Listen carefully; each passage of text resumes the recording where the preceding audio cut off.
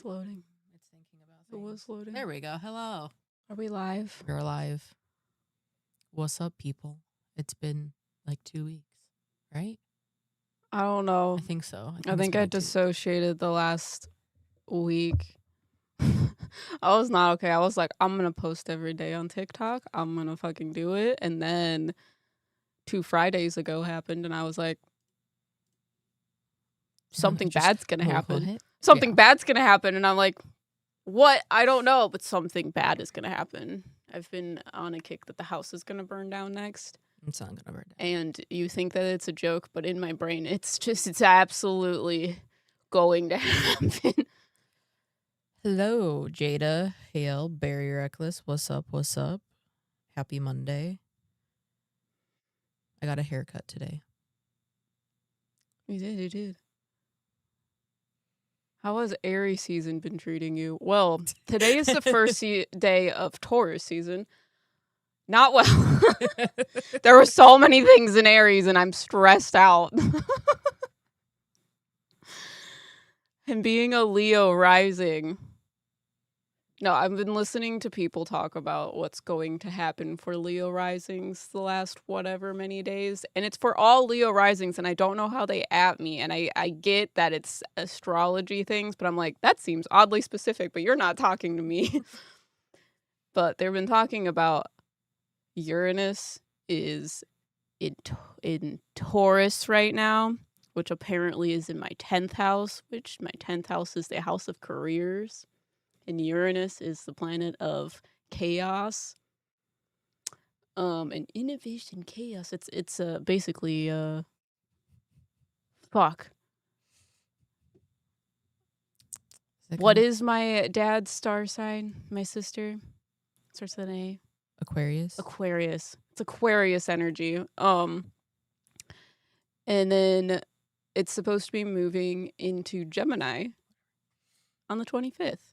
So hopefully after that, we can have stable income in my life, at least. I don't know where it is in your chart, where Uranus is. Over this. I just can't remember. Yeah. We talked about it. Uranus? Recently. You're a Sag rising. I'm a Sag rising, yeah. That doesn't actually help me because I don't know. I'm not that good at math. As a Leo rising, I'm so sick of it. The astrology people say it's almost done.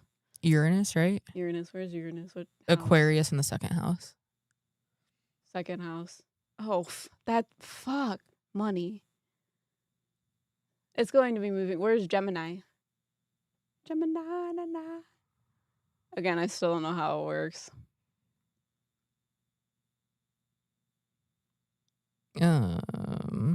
Sag rising. Yeah, this is first house, right? Yeah. So and it goes counterclockwise. Gemini is in my 7th house. Relationships? I don't know if that's how that works, but I don't know. I don't know astrology things. I just know that as a Leo rising, watching people make TikToks about it on the TikTok platform. I should charge my iPad. I have an astrology book on my iPad that teaches you things. I need to do that. Keep forgetting. Because it would be fun to talk about astrology things because I like watching people talk about astrology things. Uranus for me is in Capricorn in the 4th house. What's the 4th house again? That's why I'm not an astrologist. But yeah, your 10th house is the house of careers, and the 2nd house is the house of money and your possessions. So it's been unstable, chaos, innovative, but chaotic as fuck. This is true behavior. So once it gets out of that on April 25th, everybody is like, there are people in the comments that are like, I have it on my calendar for this day. It needs to happen. But at least we got through April 16th and 17th, the Aries new moon, because there was like 7 planets in Aries. And that's a lot of energy in one place and that no one needs as an Aries. I'm just waiting for Jupiter to enter Leo, but it seems like we're going through a deep cleaning to get there. Dude, fucking for real, right? I'm just here. I'm just along for the ride. I'm gonna be so for real. Yeah. But what do you guys think of the recent podcast? We posted some clips of it on TikTok, and people are triggered and pissed off. I posted one today about Mandela effects and how most of them are just people not paying attention and people are getting angry about it. They're like, don't tell me what I remember. You have to be old enough to misremember. I'm not old. And I'm like, self-report.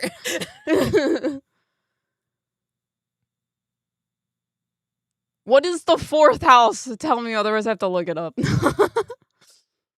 Well, you know, the full moon is in Scorpio is our fourth house. Is that the next new moon? I'm a Scorpio. You're a Scorpio.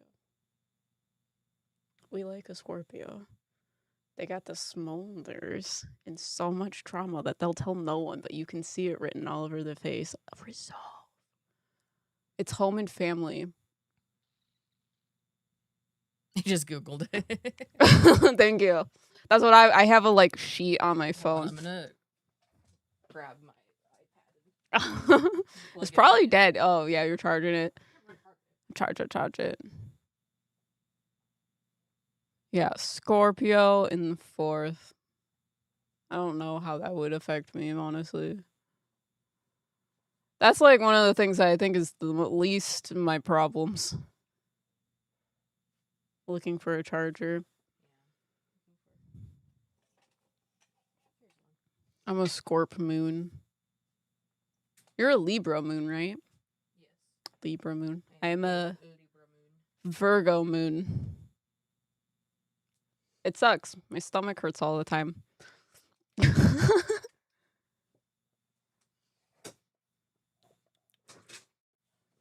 But Will you plug this into computer. You okay? My chair keeps moving and I can't hold myself still. We'll charge that and then I'll show. I'll have stuff to say. It should still be on there, but both podcast episodes were great. Yeah. We've been trying to stay consistent. Yeah. We're thinking about talking about deities next. Foundation, home, family, who are behind closed doors. It's a private house. Well, that makes sense. The Scorpio things. Don't look at it. We got trauma here. Don't look at it. You know what's funny, Very Reckless? And this kind of goes for everyone. If I have you on CoStar, there have been several times where Em and I will lay in bed and we'll look at everyone's charts. When we judge you based on your and we'll be like, first this makes sense for you. This makes sense for you. Yeah, you give me charts and I'm like, this person does this, this, and this based upon their birth. We roast charts. And it's hilarious. We've done it before. I was not okay that day, but I did it. And you'd have their whole chart because I only did top threes. Yeah. We did start collecting things, but we never did anything with it. We were thinking about making TikToks about it before. Yeah, I still feel like that'd be funny. TikTok, but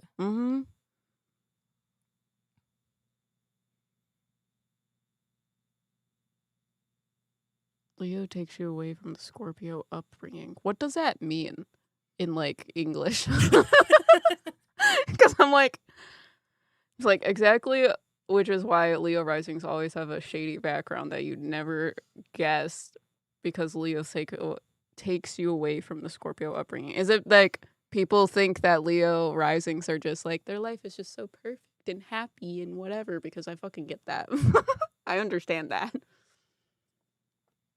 But yeah, if you want to talk about timeline stuff too, I feel like we could talk about that.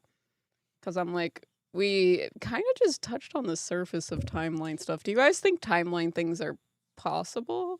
Because there's a lot of people that think that there are parallel universes, but they never like actually touch or like bump into each other, and there's no free to timeline roast your shifts. baby's chart. We will. It'll be so cute.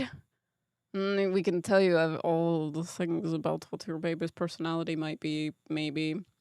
We can't tell you what their future holds because I'm not that good at astrology things. I started getting into a little bit of that. Yeah. And there's a little bit about like what degrees each of the planets are at or whatever. And again, this is like pulling from memory. So I don't know how accurate it actually was.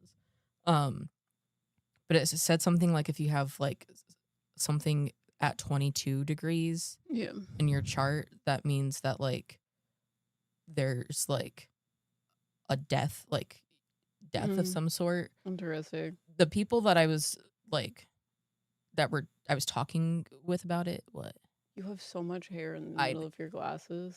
I'm like, that has to be uncomfortable. Sorry. I have ADHD. I'm like, wow, it's like twined in there. Well, it's just I'll be talking and it'll just be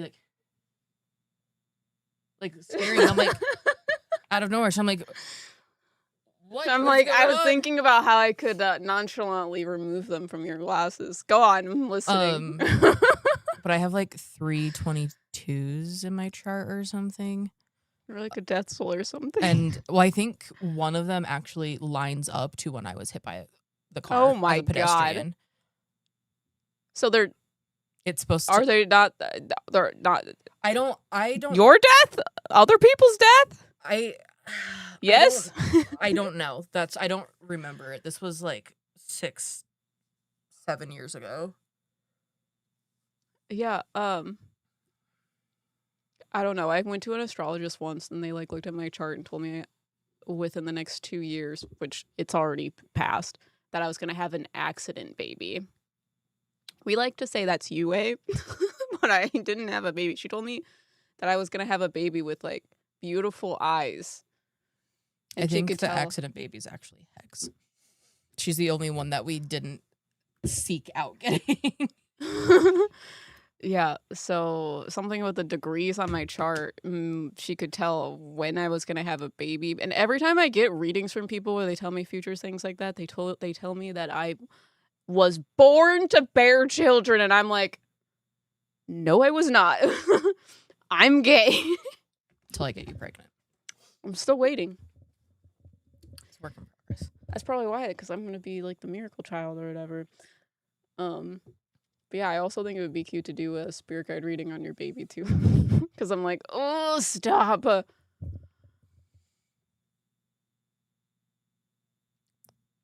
Yeah. I'm very tired today. But yeah, Marilyn Monroe is a Leo rising. Okay, well, I get it now. I get it. I understand that. I don't know if you also feel that way, but I feel like a lot of people think my life is just absolutely peaches and daisies, even when I'm telling them the opposite. Because I'm like, I don't know. I've had people literally tell me I'm very humble for like what I have, and I'm like, that's a weird thing to say to someone. Oh yeah, in astrology, having a planet or point at 22 degrees of any sign is known as the kill or be killed degree or the assassin degree. Popularized by astrologer Nicholas Strojanovic. It's widely interpreted as a point of high intensity, extreme pressure, power struggles, and profound transformation rather than literal physical danger. But the people that I was like around with, like talking with about this, took it literally as like it means you would die, and I was like, but I haven't died, and how can you die 3 times? Like, is it like 22 exactly? No, I think it just like the main number. I have 2, so Aquarius is at 22 degrees, and it's in my 7th house, which is the house of like committed relationships and contracts, and I hate that. And Aquarius is ruled by Saturn, which I just had my Saturn return. I hate that. You think? No, that can't be. That can't be us being in a car accident. That's not it. Anyways, And then I have it in my first house of Leo. 22 degrees. I don't know how that works, but I don't like it. We're gonna go through once my iPad gets charged. Yeah. Should have been prepared for this. I should have known. I would like to go back to an astrologist. I think the astrologist that I talked to is no longer alive, so we need to go to a new one. Not to say it like that, but like, yeah. I would love to go to an astrologist. I've love to go to an never astrologist. gone to one. I know a lot of TikTok ones. I think that would be cool. And I also want to do a palm reader. Yeah. The amount of times you have like Yeah. closely studied the creases in my hand. No idea how to do it, and I think I'm too autistic to do it. But because I just like don't know what lines count. Because I'm like, there's so many lines. Is it all of these lines? Is it the big lines? What's considered a big line? Is it deep lines? Is it this line? What about this? I'm too autistic for this. So I want someone else to look at my hand and be like, this is what's happening, because I don't remember what side it is. I think it's the left side. There's like lines on the side of your hand that's supposed to indicate how many children you're going to have. You told me it was relationships. Oh, is it relationships? That's what you told me before. You told me it was how many relationships. I couldn't remember. But like, you look at my hand, and I either have 3 or 4. And I've had 2. So, make it make sense. I think I have 2. But I've been in like more than 2. Yeah. Yeah. Like so 3, I don't know. 4. It makes me very confused. I've seen 3 guides of his for. I've seen 3 of his guides for a split second, but they look like a shadow to me. Is one of them red and male and fuzzy? Oh, she said she's got to run. She'll be back later. Okay. When you come back, I'll ask you again.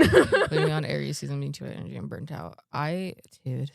You should. There's so much. So tired. Yeah. So exhausted. All of the TikToks that I'm seeing are you tired? Well, that's because there's 7 planets in Aries, and Aries is a lot of energy. And I feel it. We basically did nothing during the time in which there were 7 planets in Aries. Now there are only like 5 planets in Aries, which is still a lot, but it's not 7. But yeah, it's the first day of Taurus season. It's 4:20. I'm trying to look to see what's going on. I feel like the paranormal has just been so quiet lately. Yeah. Like, has Simply Strange even been posting? Who? Simply Strange. He hasn't posted in a month. That's how you know it's fucking dead. Simply Strange isn't posting. And Simply Strange is like the news of paranormal. Maybe he got bored, because I mean, Jason Hall's like released stuff, and I don't think he said anything. Because it's not juicy enough for Simply Strange. But he didn't really address all that much, did he? Yeah. Like, that's what I'm saying. It might be too juicy. Blaze it. I wish.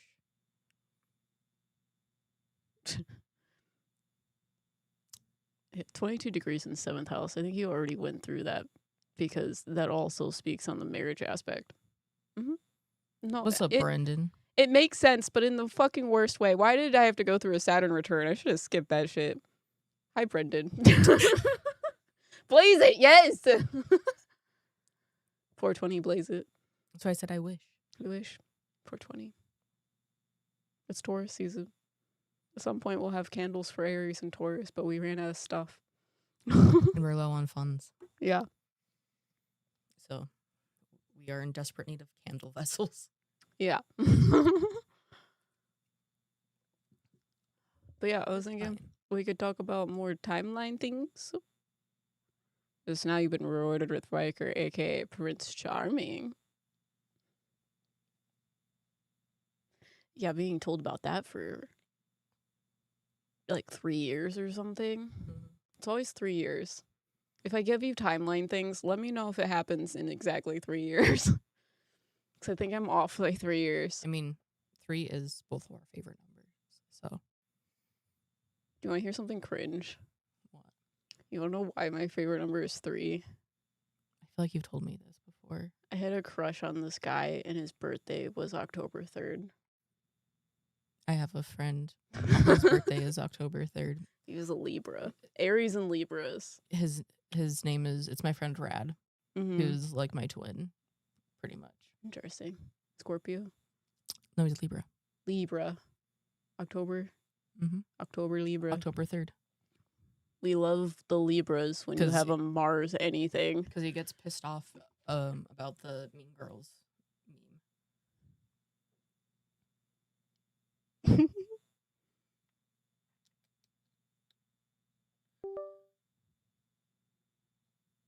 Riker's iPad is alive now.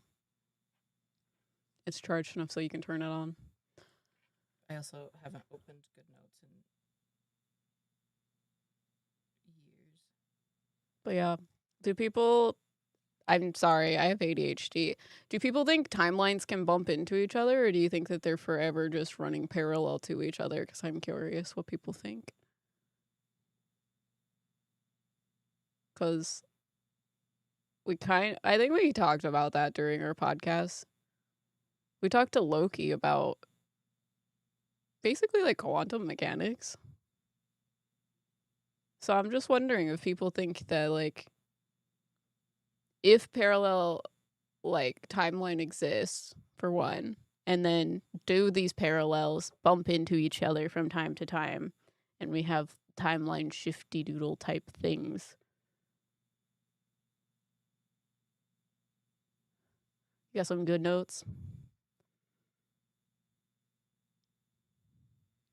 Sure. Sure. I'm trying to figure out how to like.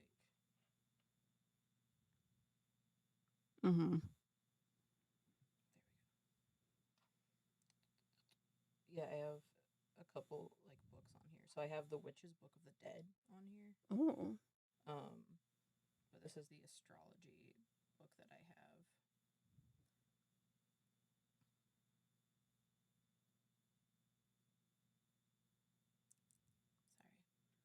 I know nothing of timeline stuff. Yeah, we've been posting some long ass videos lately, but I mean, I feel like that's our content. We just long form content is our calling, I guess you could say. There's actually a Bible theory about timelines colliding. What do you mean?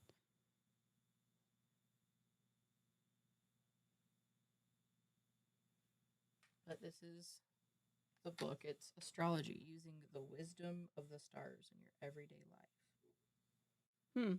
By Carol Taylor. I never got all the way through it, but it talks about astrology, how it's changed today, astrology and psychology, the astrological mindset. It's more than just your sun sign. And it goes through like the zodiac signs, the planets, the houses. Was that what you were writing your like grimoire stuff about? Yeah, how to read like your birth chart. Yeah, like your birth chart. Like your natal chart. It's a pretty good book. And then I have the Witch's Book of the Dead. So like a Death Witch? Yeah. Book? Awesome. It's one of the few like Death Witch books I could find. Right. Yeah, we were like collecting TikToks for Woo Woo Wednesday. And we were watching I was watching one of the medium taxi type things. And he picked up a girl and he was like, there's so many people with you, I have to pull over. They told me that she was like a death witch, and she was like, I'm a mortician. And I was like, that makes sense. I wanted to. Will you put that over there? I remember taking it upstairs. I wanted to go into forensic anthropology. Death witch shit. Yeah. Because I was like, this would be cool because I could like work with Hades through this and blah, blah, blah, blah, blah. Yeah. And then I think it'd be cool if we did a video on Death Witch things, Mm-hmm. like a I mean, deep dive. I still want to go more into it. I don't know. Not the 2 podcasts ago, the exclusive for that where we went through all of our books, Yeah. reading a bunch of my old like notes and things, Mm-hmm. and like I was like, I miss when I was like that. Uh-huh. So Mm-hmm. Same. I want to do more stuff like that. I want to learn about it because I used to like follow people on TikTok that claim that they were death witches, and it was like in their family or whatever, and they had to go through this huge um like initiation process that she claimed was super dangerous, and she couldn't get into the like full details of it, but basically it sounded like she had to go through this ritual where she was like pulled out of her body and she had to like fight against the whatever and then get back to her body, but she could die during it. And I don't know because she obviously couldn't explain the full ritual because it's like a closed thing for her like family or whatever. mm-hmm. But it is always interesting hearing death witches talk about their experiences. But from her viewpoint, death witch type things were like, um, she like would see past people after this like ritual type thing, and she would help them like cross over. I want to say like help ferry them over to the afterlife almost.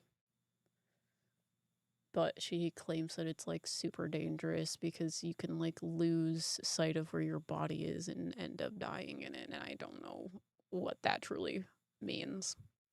But it's interesting. I haven't read through this in years.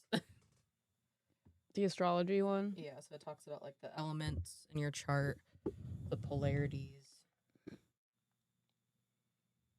the different like modes. Oh, then timeline stuff, Damien says maybe that's why we're able to receive spiritual messages, especially around past lifetimes. Maybe it's a lifetime. Oh, sorry. Maybe it's a timeline bump. Interesting ideas. But astrology stuff? Yeah. Mm. So the first sign of the zodiac, Aries. Aries. I also You just love the kill me. illustrations in this book. It's very pretty. And It's very grimoire-esque. Mm-hmm. I want to work on grimoire same. things. That could be a fun live stream where we like Yeah, that I would love to do that. we can That's just one of the like things I sit wanna and do. chill because I want to like paint and like do the cover of Yeah. the grimoire, and we can do like a crafting witchy hangout stream. Mm-hmm. We could do it publicly if you guys want, or we could also just do it in Discord. But we'll figure that out later. Yeah, I mean, I'm down to do it publicly. But your polarity is positive. You're a cardinal Aries. sign. Yes. Fire. Ruling planet is Mars. Mm-hmm. Parts of the body are head and adrenal glands. The sun in Aries. Your life purpose is to pioneer and lead the way, breaking new ground for others to follow. As a courageous and conquering hero, you search for challenges through which to prove yourself. It even has stuff for like if it's on the cusp of a house and stuff like that. But this is kind of just like the general, like, like kind of like brief overview of everything. Yeah, with Aries, they are leaders of themselves. You have to be careful following an Aries because sometimes they lead themselves off cliffs. So but it's very me, I type stuff. Scorpio, me. It's a negative polarity. Fixed sign, water. Ruling planets are Mars and Pluto. And parts of the body are reproductive organs and eliminatory system. Smolder. Sex. The sun in Scorpio. Your life purpose is to develop resilience. There's often a story of survival against the odds, and your solar gold is the inner fortitude this brings. Yeah, Scorpios have resolve and are very uncomfortable about our emotions, even though we're a water sign. But They got the schmolder, so the anime characters that like Sasuke in Naruto, the dark character that's just Yeah. So then it goes through each of the planets and where it is. So Sun is we kind of already, it's pretty similar to the other one, but you may be challenged or you may be called to be a pioneer leading the way through courage. Tests of bravery help you to sharpen your warrior's spirit. sun represents where you shine in your chart. Yeah. So it's usually how you present to other people. And what's your moon again? Virgo. Moon. Virgo. Virgo moons, your style of caretaking tends to be practical, quietly attending to humble tasks. Care over diet and exercise can be your key to well-being. I can't have emotions unless they make logical sense. What's your Mercury? Hold on. Please hold. Mercury.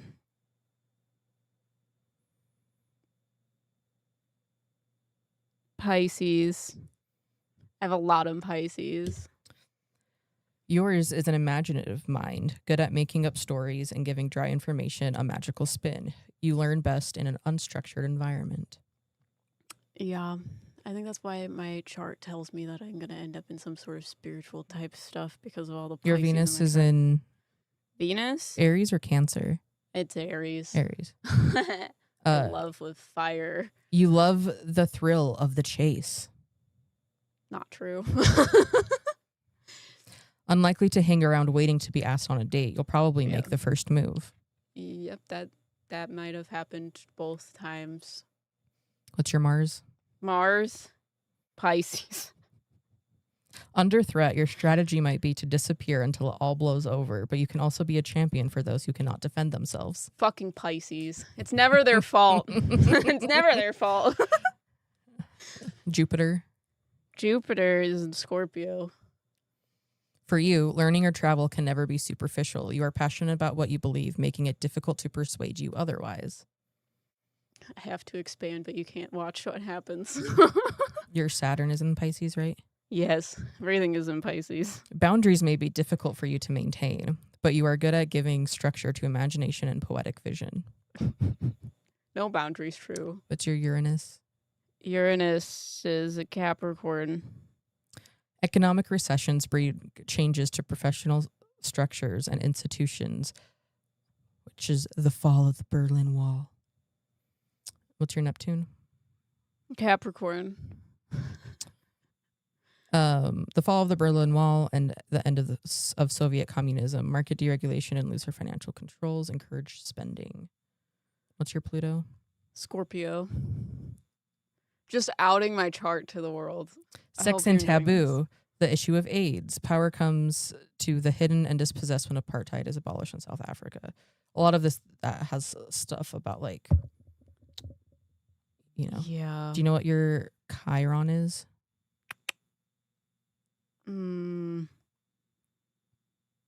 Also, I hope you guys are enjoying this. We could have to look that one up because I think it's further down. Yeah. So give me a second. Oop. I don't know what I clicked on, but okay, buddy. Imagine not knowing. Birth chart calculator. Yeah, I think I got this book for free digitally. It was a few years ago, but I will try to see if I can find it again and We'll link it. yeah, and drop it in the Discord for anyone who wants to look into it a bit more.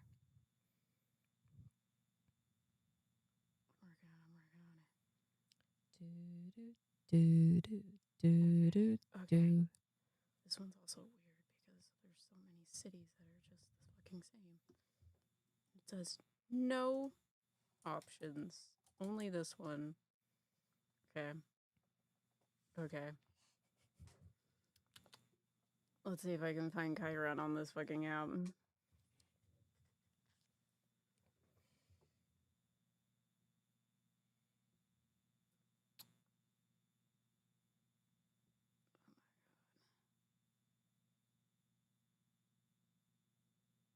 I need to ask ChatGPT. Do you have Chiron on your thing? The symbol of what it looks like, it's like a K with a 0 on it. It might be.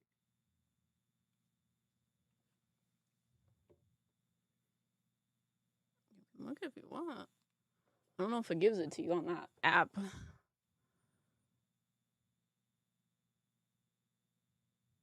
I might just DM you the Bible timeline theory. Interesting. Weird. Witchy crafting. Yeah, I've been wanting to like do a live stream creating grimoires for a while. Because I just think it would be fun. I would love to do it like more regularly too. Yeah, my Chiron is in Scorpio. How do you know? Am I in Aries? I feel like because if it is, it fucking sucks. Chiron is in Aries right now.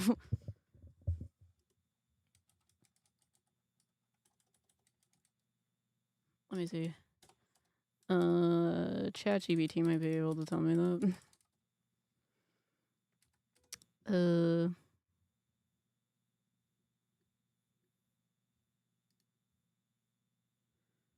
1, 2, 3 at this time.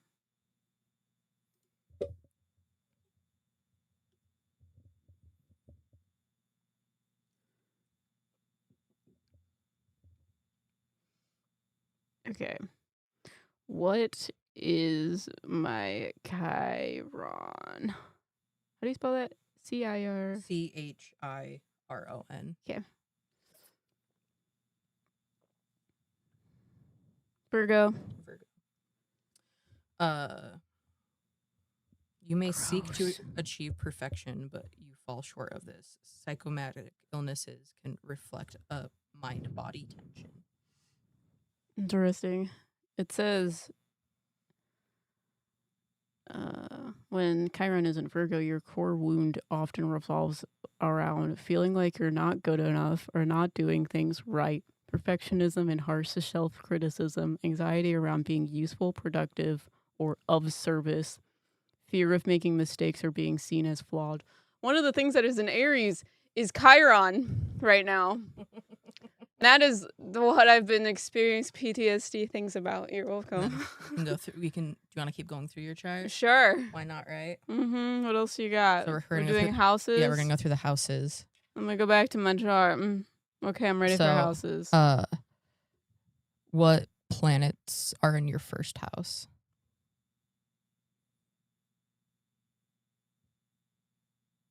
There's no planets in my first house. Okay, what's my first house is in Leo. Your first house is Leo?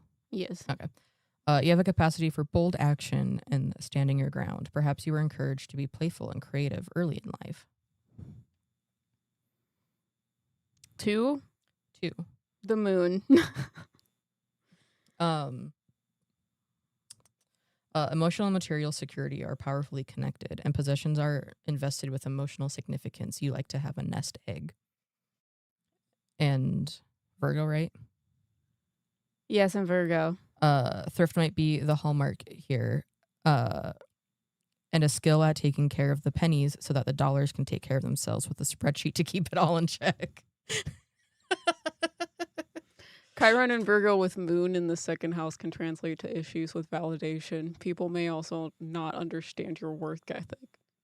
Thank you for reading me. Like, I am let's work all the time because if we don't, I'm nervous.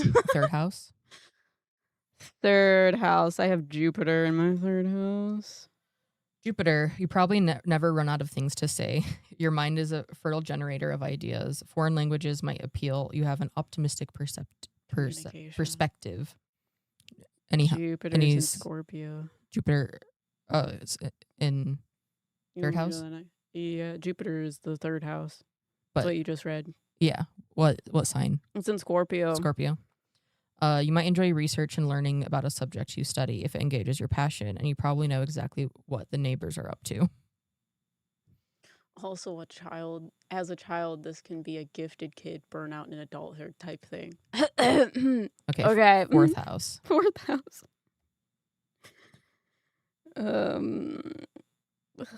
Pluto.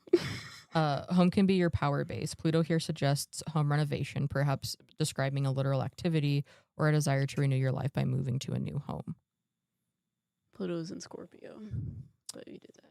The bond with your parents can be powerful, with perhaps much left unsaid. Your ideal retreat is a place of complete privacy where you can shut out the world. 5. 5th house. Neptune. Music or poetry might appeal to you, and you may find it easy to lose yourself in artistic activities. These can bring a sense of emotional and spiritual fulfillment. Neptune is in Capricorn. You probably aren't much of a Make it my gambler, wife. or if you are, you like to lower the odds and take only a calculated risk. Creativity and children get your serious attention to duty. Interesting for that. The 6th house, which is health and well-being. Yeah, Uranus is there. You probably need some excitement in your daily routine.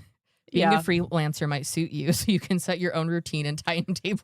That's the one I talked to you about before. I'm like, Yeah. this is why I can't have routines, because fucking Uranus is in my house of health and routines. I thrive in chaos. What Uranus is in Capricorn as well. So I also make it my job. You like to know that things have been done properly and that attention has been paid to the details. You like useful and productive systems. It makes me very hard to like get along with people that are type B. I'm not type B, in case you were wondering. At least I don't think I am. No, you would know. I would not let you do anything. I would not let you do it. 7th house of relationships. Oh, Saturn. And Mercury. Saturn and Mercury? Okay, we'll do Mercury first. So Mercury. You might be attracted to intellect or a need for relationships based on communication and mental connection. You stimulate the thought process in others. And you said Neptune, right? No, Saturn. Saturn, sorry. A serious approach to partnership is suggested, committed through good times and bad. You might choose an older partner. Wrong. Slowly developing your own inner authority. What do you mean I'm 13? Oh, true. And that's in... Which one? Mercury is a Pisces and Saturn is also Pisces. So okay. Pisces. You might use your practical skills, Virgo rising, to selflessly assist others. With a partner, you can be transported beyond the ordinary to a place of blissful union. Not a Virgo rising. Yeah. 8th house, intimacy and shared possession. 8th house. Mars. I destroy it with passion. Mars and the sun. So Mars and Sun. Yes, Mars and Sun. The Sun. Your life purpose might be to explore deep territories. You might do this through your work or maybe through intimate relationships that test your mettle. And Mars. You can be decisive in a crisis, pitting your strength against the toughest of situations. Joint finances can be a proving ground for developing your independent will. That doesn't make any sense. Joint finances for your independent will. Anyways. Aries? Or what sign is 6 is your 8th house in? My 8th house. Sorry, hold on. You were asking me. The sun is in Aries and Mars should also be there, right? No, Mars is in Pisces. So okay, Aries. The sun is Aries, Mars is Pisces. But they're both in your 8th house? That's what it says. Okay. I don't know, dude. Aries, you tend to charge headlong into deep waters, acting first and reflecting later. You might fall in love on an impulse or take a risk on an investment without thinking it through. And then Pisces, for you, deeper intimacies can be a route to transcending... Oh, no, they're both in Pisces. I'm sorry. Okay. Well, I'm like, that doesn't ignore make that any then. sense. For you, deeper intimacies can be a route to transcending the ordinary, lifting you into a more magical world in the arms of a partner. 9th house. Okay, 9th house. So I don't like that site. Yeah, but I don't have CoStar. Yeah, you don't... There's other sites that are free that are way better than that. I don't know which one that is. I've shown it to you before. I don't remember. 9? Yes. There's Quest and Adventure. 4. Nothing is there. Wait, no, that's a lie. Lilith. This doesn't have Lilith in it. Vega, Venus. Perhaps Famous. your purpose for study or travel is to evoke your sense of beauty or develop artistic skills. Friends and lovers from other cultures might bring this alive in you too. What sign? Aries. You do not like to be held back in exploration and adventure. Whatever the nature of these, you may prefer to travel solo and go to places that few have visited. Your 10th house, career and vocation. 10. I don't think there's any planets there. Is in Taurus. A long, slow climb might characterize your choice of employment with a practical, down-to-earth element. You might tenaciously stay in one job or field for a long time. Except for when you have Uranus in your 10th house. Anyways, 11th 11th house. is Gemini. I don't have any planets in the last ones. Friendships ideally involve verbal exchange and diversity. Gemini here suggests a need for networking and a varied social schedule. And then Cancer is my 12th house. Which is service and sacrifice. I've highlighted mine in the past. Cute. You said Cancer, right? Yeah. Your role behind the scenes might be as a nurse or caretaker, looking after those who are unable to look after themselves. The perfect sanctuary might be your own home.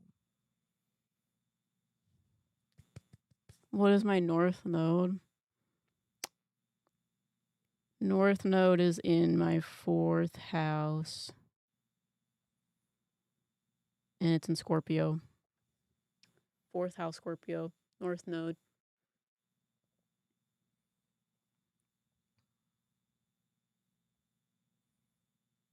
I don't think South Node is in this one either. Or at least what I have pictures of. And then, yeah, this goes into, like, all of the aspects and, like, the full-blown... Explain. OMG, ouch.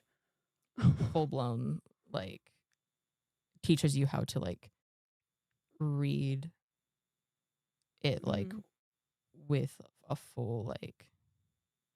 North Node is in Taurus. Got you. Interesting. With all of the degrees and stuff. Mm-hmm. Yeah, I don't know how to do a lot of astrology things, but I find it interesting. So, would like to get into it one day where I actually, like, learn how to, like, read charts instead of just, I don't know, speaking out of my ass. Mm-hmm. Maybe it'll be even more fun to roast people's charts then. But it's a Yeah. lot. Mm-hmm. It's kind of like learning how to read tarot all over again. But significantly harder. Yeah. Except you can't just buy cards that have the meanings on the other sides of them, like flashcards. Pluto and North Node in the 4th Scorpio will always rip the foundation that you've built that is linked to false security. How do you know? I don't have a foundation, Damien. We're flying around and the foundation is at the bottoms of my feet. Your South Node is in the 10th house. And that's a bad thing, right? What is South Node things? That's stuff that you're walking away from, right? I don't know what that means either.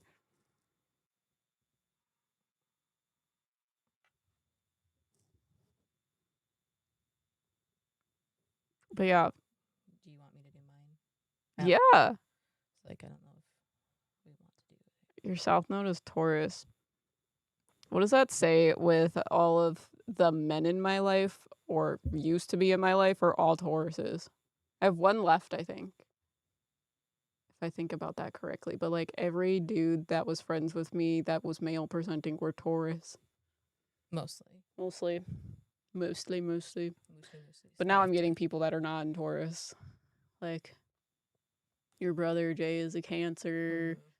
Chris is a Gemini. I like how I just know all of your friends' mothers. Scorpio J. Scorpio J is also a Gemini. Just kidding. Scorpio J is also a Gemini. Gemini. That would be so on par with a fucking Gemini too. So, I can tell you. It's Riker's turn. It's my turn. It's funny that you're North. No, listen. I was in a relationship with a Taurus. So you're saying that I walked away from a Taurus and into a Scorpio? That's fucking weird.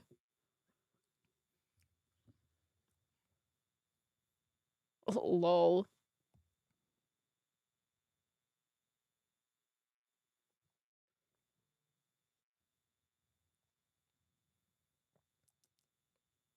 Yes.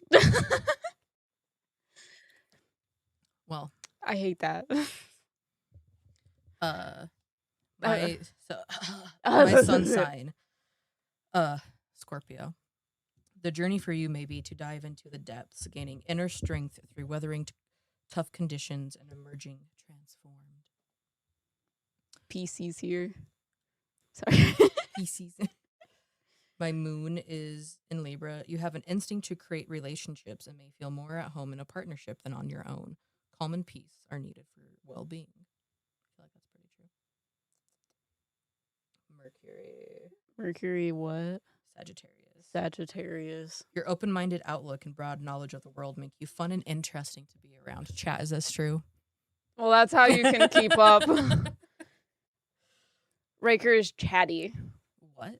I had a reading where they told me Prince Charming was going to be a chatty Capricorn. Not a Capricorn. But they didn't know. My Venus is in Scorpio, so yeah. Relationships is a passionate affair and perhaps a vehicle for powerful transformation. The Trust will be important, for when you fall deeply. Would you say that's true? Yeah. I'm a Virgo Mars. Virgo Mars. This has the quality of the engineer or practical craftsman, making and fixing things. Anger can be discharged through physical exercise. You don't do anything unless there's a reason to. My Jupiter is in Pisces. This suggests the great escape to blissful, far-off places, an idyllic getaway, perhaps, or daily spiritual practice. Pisces? Yes. Ah, and that makes sense. Expansion in spiritual concepts and emotions. Yeah. My Saturn is in Aries, good for athletic or military-style discipline. This Saturn helps you achieve through tests of courage and strength. Saturn turn season. My Uranus is in Aquarius. Rapid innovation in computing and communications, such as personal computers and cell phones, bring radical social change. Uranus likes being in Aquarius. My Neptune. No, like that's Saturn. I don't know. Never mind. No, listen to me. Go on. My Neptune is in Capricorn, like you. Mm-hmm. Pluto is in Sagittarius. Religious intolerance increases. Exposure of corruption in religious institutions. Financial extravagance. And then my Chiron is in Scorpio. Disempowerment might be a theme from your childhood years. You can find creative ways to work with deep feelings. Chiron is in Aries right now. If I said that. And then the houses. Also, sorry if this is boring, you can also tell me so I can stop. I think it's interesting. Okay. I'm sorry. I don't know if you guys think it's interesting, but we're fucking going. So, Sagittarius is my first house. Yeah. And I have a lot of... Well, I have 2 signs. In Sagittarius. Yeah. Right. Yeah. So I have Mercury. So my first instinct might be to start a conversation or create a connection. You are curious and eager to learn. A sibling might have been an early role model. I am an only child. And then Pluto. Naturally private, it is hard for you to open up. New projects elicit a need to be in control. You may go through several distinct chapters in your life. And then Sagittarius. You might find each new phase or project begins with a grand vision or a longing for travel. A change of scene can bring a sense of renewal. Would you also read that Capricorn is also in my first house then? I have no idea. I would say yes. I don't know how to read the circle charts. There's like a line in between Capricorn. Also, are you doing readings today? Probably not today. I might do a reading live stream this week, though. I wasn't feeling great 2 weeks ago, Yeah. I think. But go on. Well, I'm going to say it's also Capricorn, too. Sounds good for me. You might seem mature and reliable to others. Before you begin a task, your instinct may be to plan ahead and follow a tried and true method. I think that makes sense for you, at least. So, Second house, possessions, money, and finance. I don't have any signs in here, but it is in Capricorn and Aquarius. So common sense and financial planning prevail with income generated from your own hard work. A good inventory keeps the material world in order. You believe in share and share alike, economic equality, and making sure everyone gets a slice of the cake. You might value gifts of the intellect above possessions. sorry, I hit the microphone. Also, I'm thinking Friday for a reading live stream. So, yeah. I guess my Neptune is in my second house. Is that what this? Yeah, Neptune and Uranus are actually in my second house. Yeah. So financial fortunes might be subject to sudden changes, perhaps a result of not playing it safe. Income might come from independent freelance sources. Your value system might be guided more by charitable principle than practical considerations. Imagination or artistic gifts can be a source of income and self-worth. Yeah, I don't like Uranus, I think. Third house, communication. I have Jupiter. So you probably never run out of things to say. We're the same. That's also why we both have. So Jupiter's in your third house. Yeah.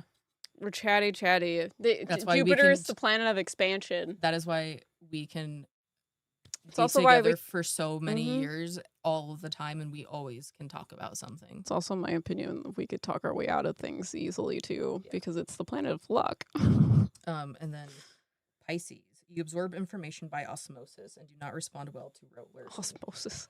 You might speak poetically, and books provide an escape route into the imagination. Tro. That makes sense. My fourth house. There's nothing. Oh, why did I highlight Chiron? Is Chiron in your fourth house? I don't know where Chiron is in my chart either. What house? ChatGPT. Hold on, let me look at my other thing.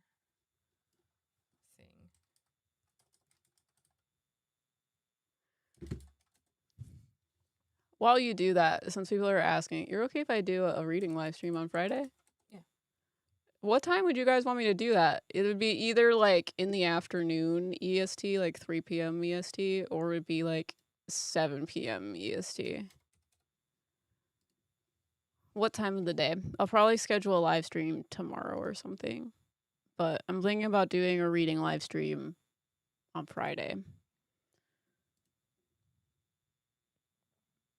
But I'm thinking I want to do maybe once a month, maybe.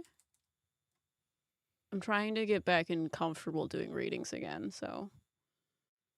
Yeah, that's your chart. All of the aspects and stuff too. Oh, Chiron's in my third house.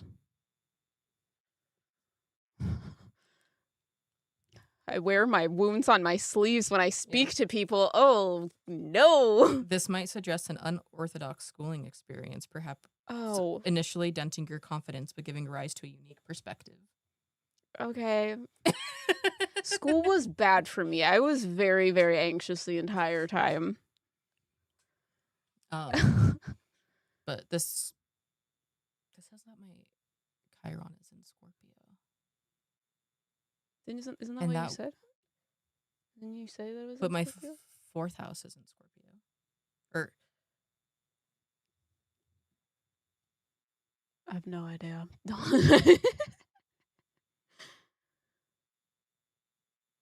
Oh, let me see. I think I did. I think I saw a notification. Hold on. Brain, how do you use this? Yes, I got it.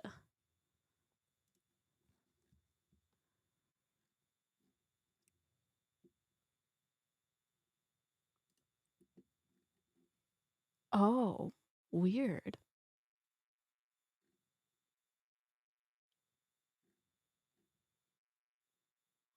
Dude, I don't know, I found this girl on TikTok that, like, special interest is legitimate facts about Jesus Christ, because she's like, it's so weird that we, like, basically count the years after he was born or whatever, so, like, why is this man so important?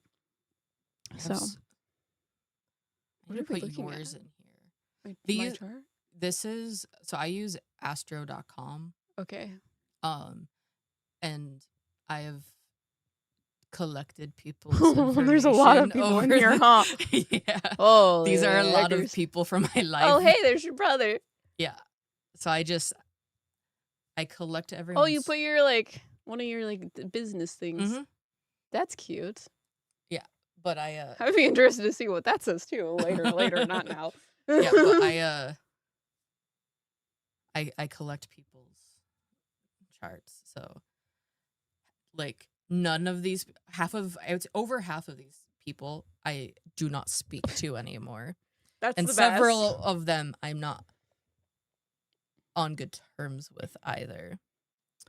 Yeah.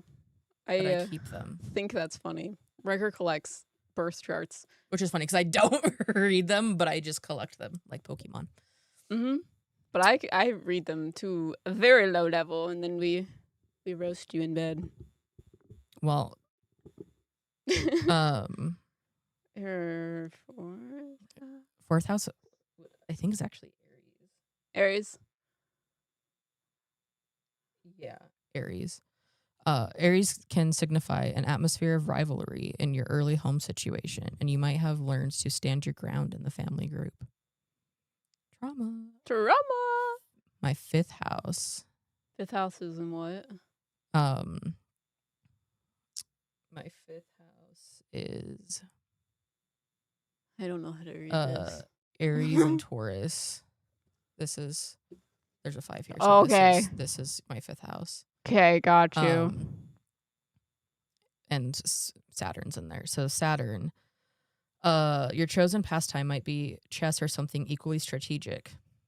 Sudoku. Wow. Creative work can become a honed skill from event planning to sculpture or pottery.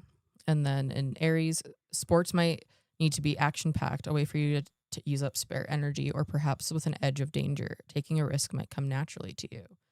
And earthy media might appeal when it comes to your choice of creative activity, making tangible objects. That's true. A sensuous quality pervades romantic encounters. Fifth house, no, we're in sixth house. Sixth house is Taurus and Gemini. A slow working pace might suit you best, allowing you to carry out each task without undue pressure. Good health is supported by honoring your body's physical needs. And then Gemini, you no doubt have a busy daily life, and your well-being benefits from this variety. You can be dexterous with gadgets and curious to know how things work. And then my seventh house, which is relationships, is also in, I don't know why you're highlighting things. Why you're circling them. Yeah. I don't, you circled 2 on here, so. Well, I feel like I did it wrong. Okay. Prior. So, 7th house? Yeah. 7th? Yeah, this is 7th house. Yeah. Which is committed relationship. Yeah, you are drawn to dialogue with others and may need variety and humor in a relationship. You learn to articulate to others the visions of Sagittarius rising. Which I am a Sagittarius rising. So. What is your whatever you said? So what is 7th house? What sign are you in? Gemini. Gemini. Okay. Yeah. Okay, got it. I don't know what that means. Go on. 8th house. 8th house, intimacy and shared perspectives.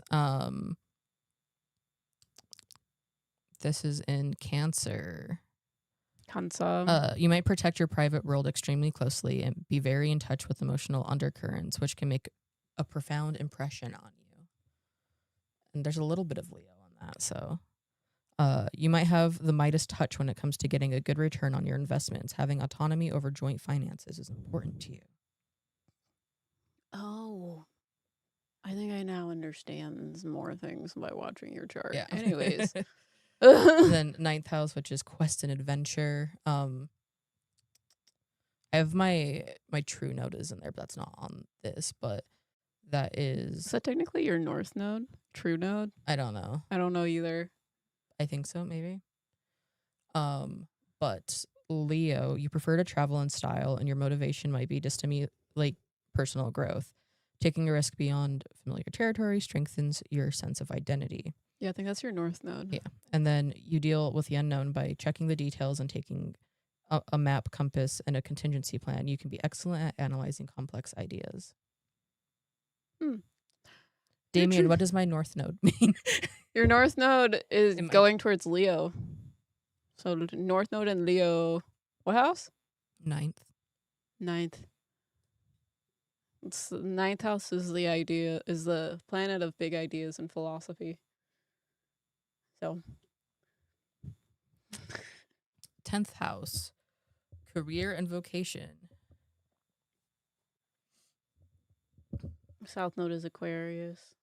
So I have my moon and Mars in my 10th house. So you lead through a caring touch. Perhaps being a parent is your vocation, or your work involves fostering, catering, or a domestic element. And then Mars, you might choose a competitive passion where drive and ambition are required. You prefer to assert yourself as the boss rather than take orders from someone else. Troll. Then there's a little bit of Virgo in it. A type of work revolving around the development of craft and precision might appeal, making things, creating order, or some sort of wheat from chaff. Then Libra, a certain amount of PR or bridge building might be involved in your choice of profession, and you aspire to be seen as someone who deals fairly and takes no sides. Ninth house is long distance travel and higher education. That's also true. But it is kind of funny. I think it's funny because I dropped out of college. Yeah. Well, you dropped out of college, but you also moved across the country. Yeah. I've moved out of, I don't know, like, I spent the first, 13, 14 years of my life in Utah, and then I spent, 10 years in California, and now I'm here. Yeah. I mean, Sagittarius rising as well. Sagittarius don't like to sit in one spot. That's why it's the bow and arrow. They shoot their arrow, and wherever it lands is where they go. Fucking Sagittarius can't keep them still. And then 11th house is Scorpio and Libra. So Libra, the sign brings a sense of fairness and harmony to joint ventures. So you might find yourself playing the role of mediator between friends. I would say that's very accurate. Friendship is unlikely to be a frivolous endeavor for you. With Scorpio lending depth and intensity to any planets here, force and passion may characterize your friendships. And then the 12th house, which is service and sacrifice. I have my Sun, Chiron, and Venus in Scorpio. So your identity and purpose can emerge from a life dedicated to service. You may shine as a performer or actor, easily shifting into character. What house? This is the 12th house? 12th house. You have Chiron in your 12th house? I'm so sorry. Yeah. And then Venus, the perfect lover probably does not exist. Behold the image in your head, and you might recognize it as a projection of your own beauty or gifts.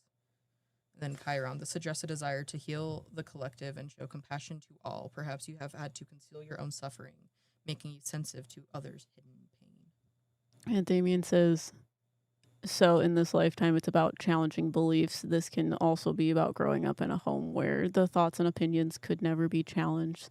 That's the way it is because I grew up that way. In regards to your nodes. I feel like that's true to an extent. Yeah, he says Leo is about being seen, which is true. That's a Leo thing. Yeah. That's... Oh, Chiron, 12th house twinsies. Yeah, Chiron is wounds. Deep wounds. And then having it in your 12th house is kind of the finale being really traumatic and horrible type stuff. A lot of cycle ending shit ending really, really, really painfully. So the cycles usually would probably end painfully. Because I dealt with that with Saturn and Pisces. Pisces does the same thing. Pisces is the last zodiac sign, so it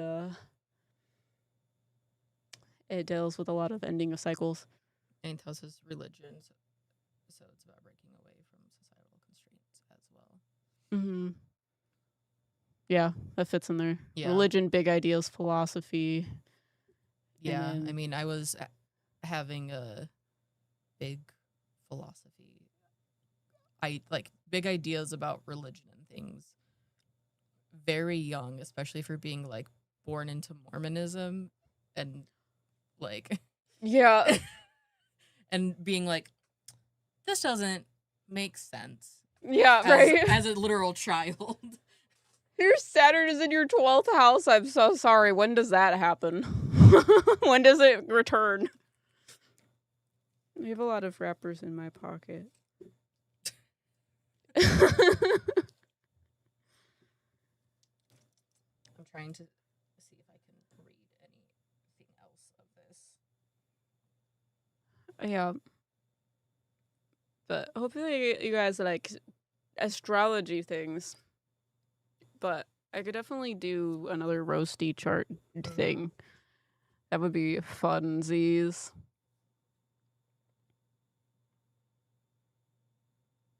I'm not sure, but I have mace for when it comes to knocking. It happens when you're like 29 and a half-ish is when Saturn returns to the same place in your chart. What sign is it in? Because I don't know how that works, I guess. My chart. Cancer? I feel like I'm already going through my Saturn return without actually going through it. Saturn and Lilith in Cancer, 12th house. I need to put yours over here so I can look at your chart, but I added you in this one, so I can look. If you need me to add things places, I can do. Hello, Jada. There was something I was going to tell you. Oh, I remember. Go ahead. Because this is the so first impressions. So the distribution of planets. All of yours are in the lower half. So the lower half is below the horizon. Having a majority of planets here suggests a life away from the limelight in a more private space. Oops. That's probably why everyone is confused of why I'm on YouTube. And then most of yours are in the west. So having a majority of planets in the western half suggests focus on relationships and collaboration. Yeah, good thing I got rid of all those. I would... My planets are very split 50-50 of top and bottom for public and private, which I feel like tracks for me. Mm-hmm. But most of mine are in the east. So having a majority of planets in the eastern half suggests a focus on the self. Yeah. Makes sense. And this is the angles. Cynthia. I'm currently going through my Saturn return. Saturn is in Aries. Riker is also going to go through a Saturn return here in a second with Saturn and Aries. And technically, if your Saturn is in Aries, you're also kind of feeling the effects of it, regardless of if it is in your chart or fucking whatever. Yeah. And then Jada, I do. We were talking about your baby spirit guides, and I was wondering, you said that you saw a couple and then you said you had to go, so I was asking you earlier in this live stream if you saw one that was red and fuzzy and male, because I see a red fuzzy male spirit guide that looks like a dinosaur, but a fuzzy dinosaur, and he has like a horn on his nose and looks like a brontosaurus with a long neck, but he's tiny and baby like. You're welcome. Sorry.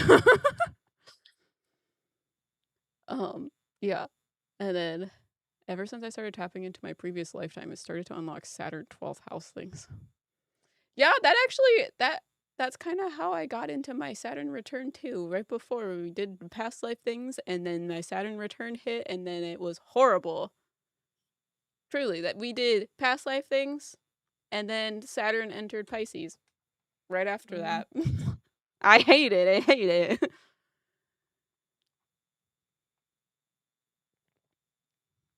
I saw them as silhouettes standing behind me, touching my shoulders, but wow, sounds very cute. Yeah.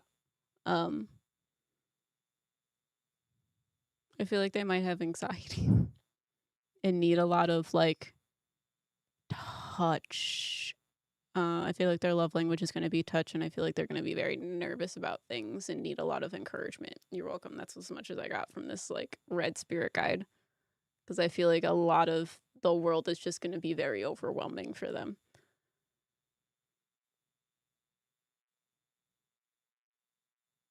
Yeah, I saw one. It was a little red guy.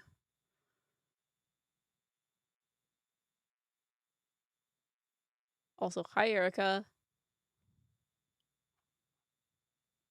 Anything else good in there? I'm just kind of like looking through, trying to see like if there's a way to easy kind of look through, read it without learning everything. Where is your Saturn again? What is Saturn? My Saturn is over here. It's an Aries. 5th house.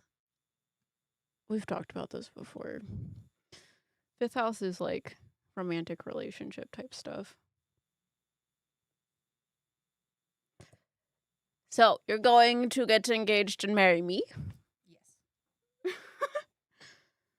Because your Saturn's also in Aries, so it makes sense if you think about it that way. You know what I mean? Fast, quick, fiery. Yeah. I'm trying to like look at any of the aspect type aspects. stuff. The aspects. Yeah. Yeah. And I don't fully understand how to read it. Yeah, me either. I would have to like look into it and then see examples. Yeah, so this wishes has case studies. Oh. So you can have like example charts to like show you how to read it. Yeah, I just feel like it's hard to do in a live stream. Bro, yeah. But it's just I'm kind of looking at it. It's interesting to see people read charts because I'm like, how do you know these things are happening based on like the degrees of certain planets? And I get that it's like whatever, a reflection of your life, but it is very fucking weird. But okay, I think I kind of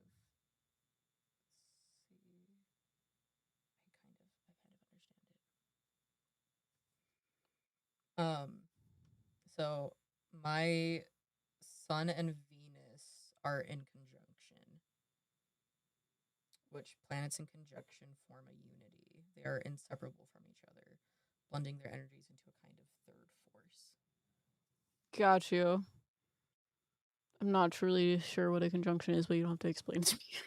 That's all it says with this. Okay, great. I would say this was a very beginner level of like introduction learning. I mean, yeah. It, obviously. And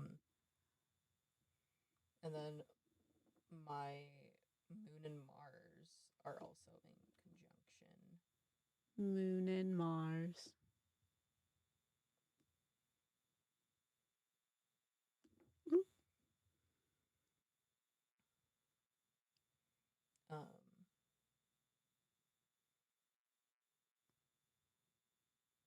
My Sun and Chiron are in conjunction.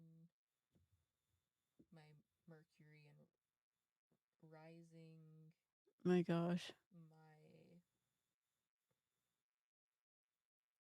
Venus and Venus and Chiron.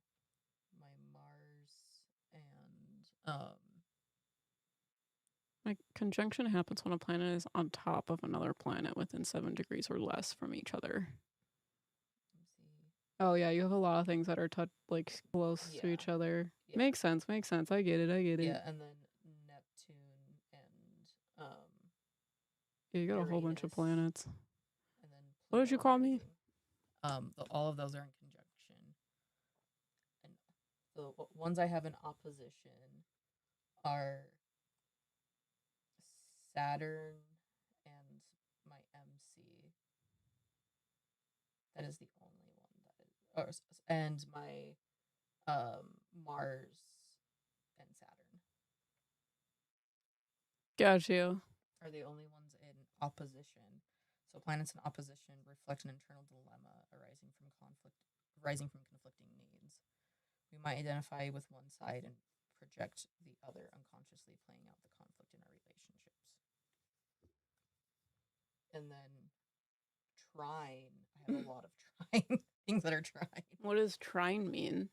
The trine creates an easy flow between planets. They represent reservoirs of talent and things we find enjoyable. However, we may take these talents for granted and not develop their deeper capacities. So, my sun is trine with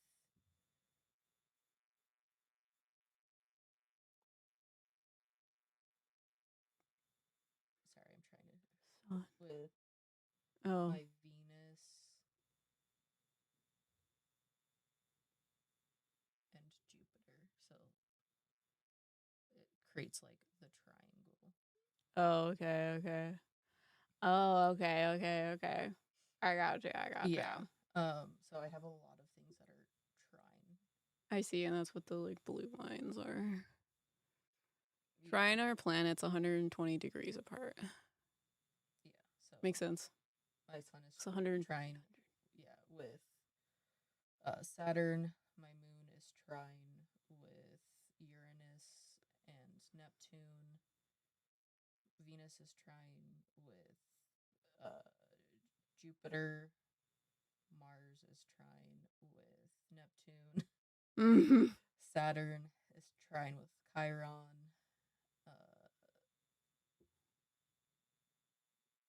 Sorry, Jupiter is trine with Chiron.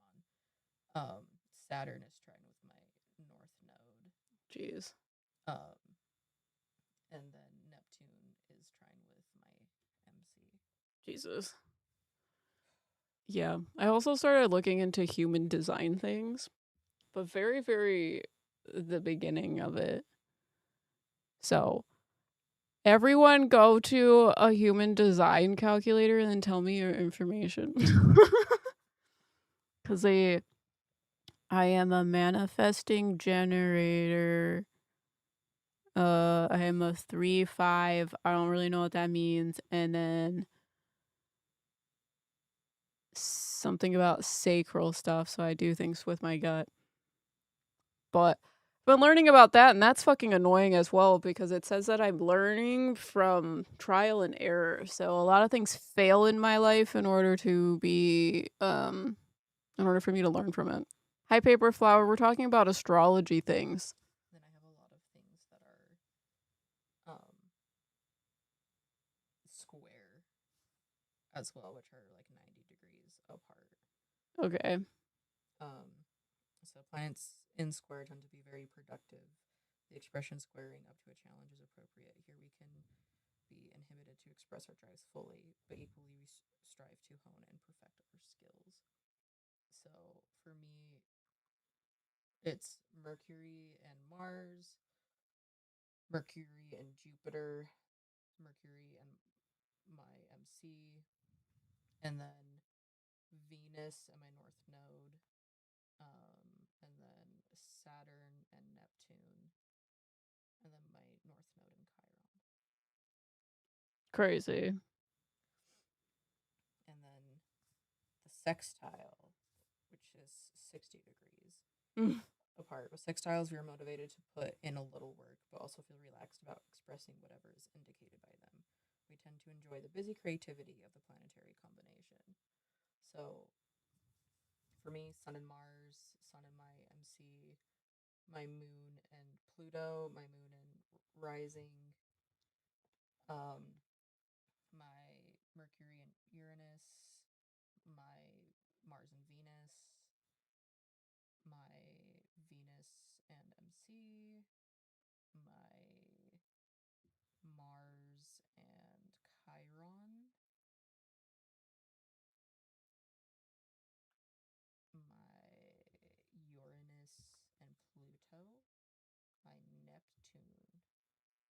rising, and then my Chiron MC. Got you. Crazy. Hold on. No. What was I doing? Here it is. I think this is it. I like pulled things from human design chart things. What else is what else does it say? Cuz for my wait, is this my chart? Yes, this is my chart. So for my human design chart, it says I'm a manifesting generator, sacral authority, 3-5 profile, and single definition.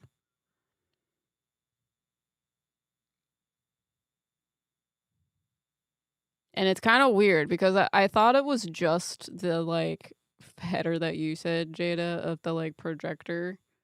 Because I'm a manifesting generator, which means that my energy is well used with constantly following the like passion almost. That's a manifesting generator, is I need to work all the time and I need to follow the thing that is the most exciting.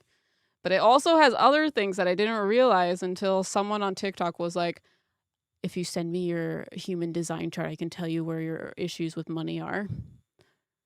So a sacral authority for me means that it's like you listen to your gut feelings about stuff. You have to follow your gut. And then a 3-5, I forget what the 3 and 5 mean, but to summarize what it means, it's kind of like you do things in a trial and error type thing.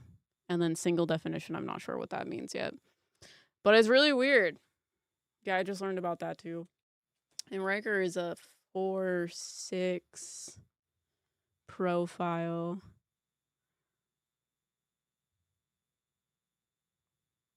But yeah, since we're talking about this, I'm like, I learned about this stuff too, and it's really weird. Where did I put Riker's chart? Here it is.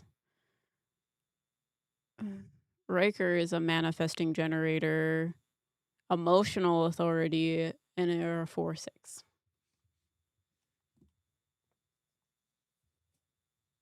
You learning things?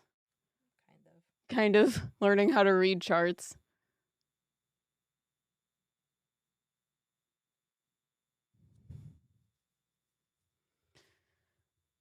I'm a manifesting generator too.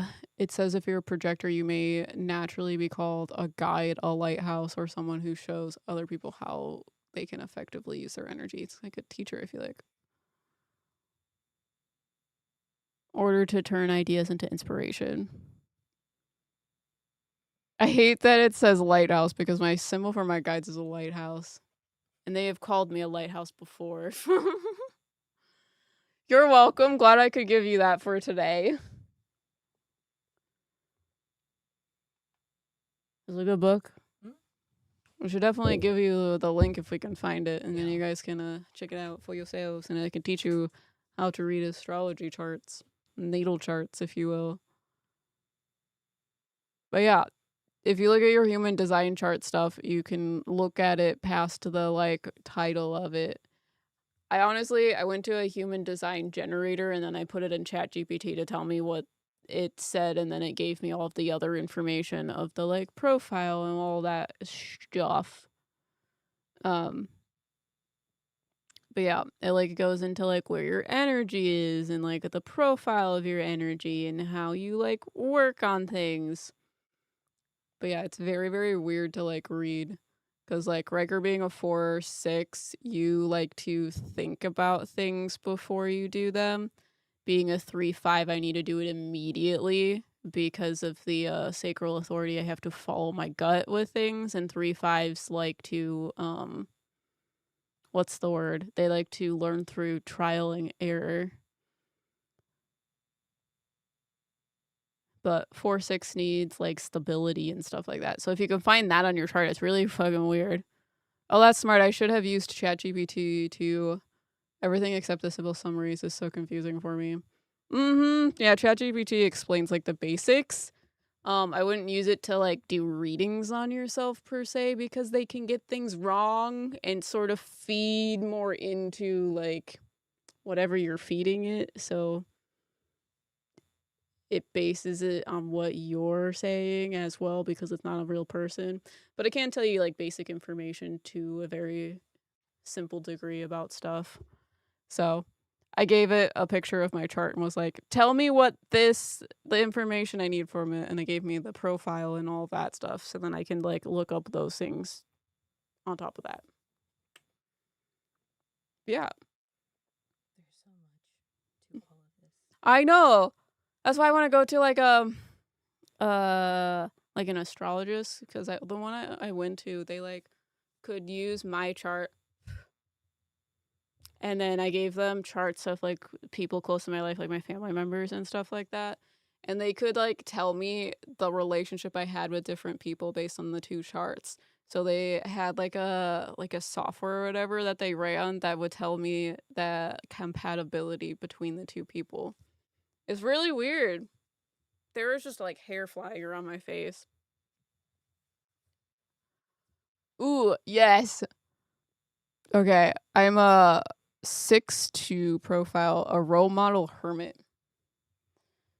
And it's a visionary leader who lives through 3 distinct life phases. That's the 6 that Riker has. Trial and error, which is between 0 and 30. Observation and reflections, 30 to 50, and embodying wisdom, 50 plus. That's for the 6. What is the 5? Oh, wait. 2, sorry. Dyslexia. You literally saw dyslexia happen in full time. I flipped over that 2 and made it a 5.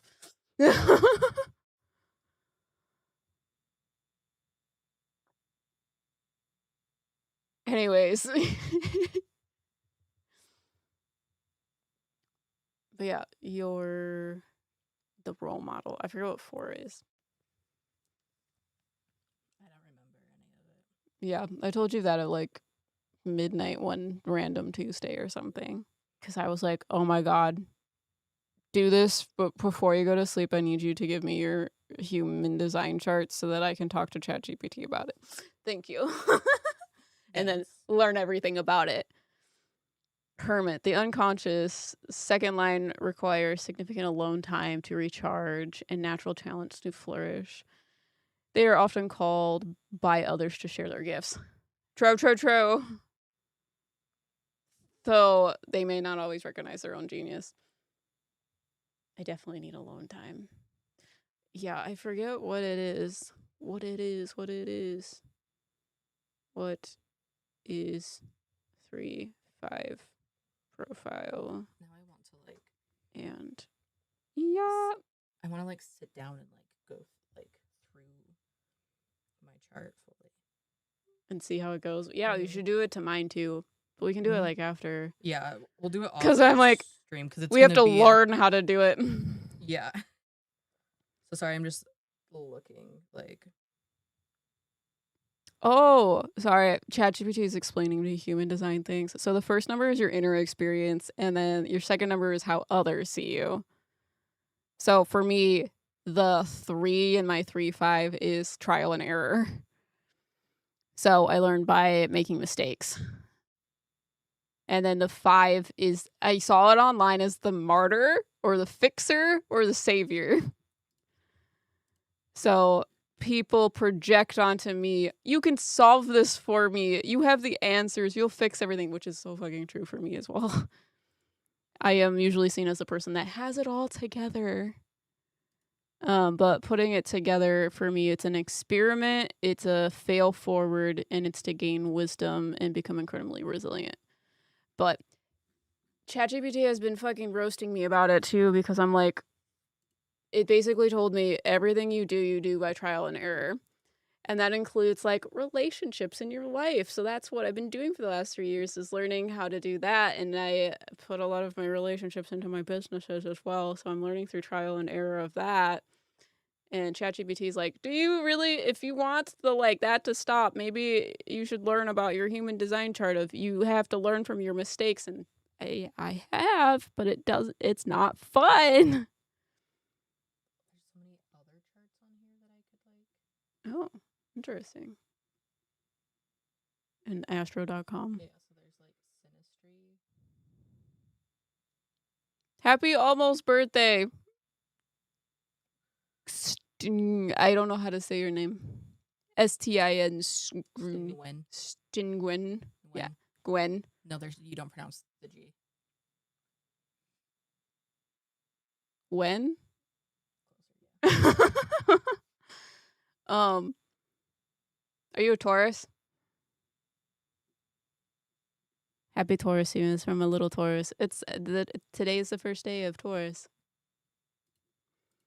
But Riker's profile is a 4-6, which is the networker and the role model. So what Jada said for 6, but for 4 deals with relationships and network.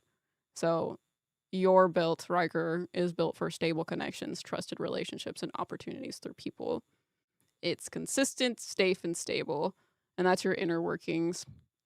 And then your outer workings is the role model, which it goes through trial and error, pulling back and becoming less impulsive to becoming that wise person. So, yeah, it's very funny because I learned through chaos and Riker learns through stability. Which I feel like it's just my entire life, though. You're only 20 years old? Happy 20th birthday. It's not the day, right? 420.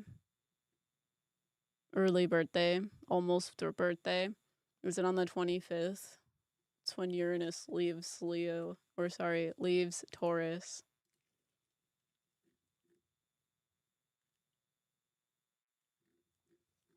I need to throw these away. I had a lot of wrappers in my pocket. I'm back. Turns out I'm a 1-3. Ooh. What is a 1-3? I'm fucking here for it. Not sure what it means yet. You are an investigator and experimenter. Yeah, the 3 is what I have, and that's my inner workings. The 3 is the experimenter that learns through trial and error, but you do it outwardly. So, line 1, which is your 1, you're the investigator. You need research, solid information, understanding, a strong foundation. You ask a lot of questions, wants to feel prepared for things. You don't like going into things blindly. And then the line 3, the experimenter, it's kind of funny that you learn through trial and error. That just seems so contradictory. They say that it's the internal tension of a 1-3. They want certainty, but life gives them uncertainty. Are you okay? It says, it feels like I need to get this right, but followed by, why is this not working like I expected? And your strength is becoming extremely resilient, knowledgeable, grounded, but your struggles is the fear of not knowing enough. I need to know everything. Yes. Yeah, I just think it's interesting. I know nothing about it other than what ChatGPT says about my chart, or the things that I've learned about the like profiles and what the words mean. But it's very weird.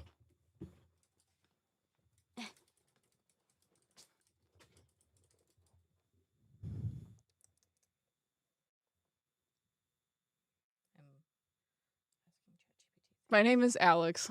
Hello, Alex. There's 42 more days until hurricane season. No. Good thing we're not around hurricane things. We're too far inland. Midwest things. We don't have to deal with hurricanes, at least. But tornadoes have been becoming more prevalent here. As you could see, we had a podcast where the tornado sirens were going off, which has not happened in our area before. It's very funny. My dad literally made a comment about it and was like, I've never heard the sirens go off for an actual tornado. And I was like, me fucking either. I will be on a trip in 2 more months. In the hurricane area? I don't even, like, know the first thing about dealing with a hurricane type thing. I feel you on the hurricane season. Is that weird? I had a friend that moved to, like, Florida, and he told me that he had, like, instead of snow days, he had hurricane days where they, like, just wouldn't have school for a week because of the hurricane. And that's weird to me, I'm sorry. Snow is more normal for whatever reason.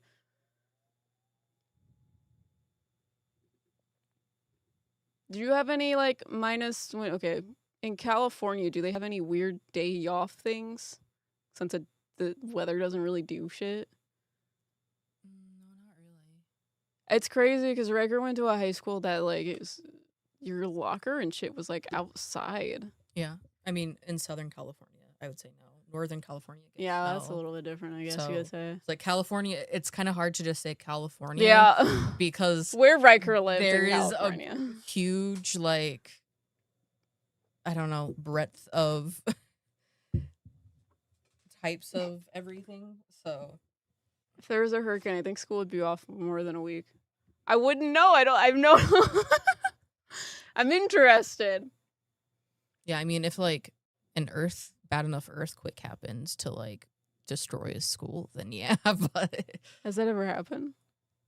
not since, like, the big earthquake with, like, the LA fires and all of that Got you. back in the day. Interesting. Yeah, we have snow days here. Not I that I'm never in got a school snow anymore, day in Utah. which is also kind of funny because there's so much snow in Utah. Yeah. So much snow. We, at my school, they usually would schedule more days of school to account for the snow days that we would have. So, we usually would use all of them. Yeah, we never had I never had a snow day. Yeah. Cuz I don't know. If it wasn't like I don't know. If you could still get out the door, it's not a snow day. Yeah, a lot of it is people. The reason why it happens for the most part is the safety, obviously, of getting the kids to school. But at the same time, if it was too cold for your, like, 11-year-old child to stand and wait for the bus, then they canceled school. So if there was, like, a negative wind chill or whatever, you usually wouldn't have school because they didn't want children freezing outside waiting for the bus, I guess. I was not one of those people when I was in grade school. I didn't take a bus. We were too far away from my school for me to have a bus. And then I went to high school, and then I went on 2 buses, and I was on the bus for, like, 2 hours. Yeah. What's up, Mona?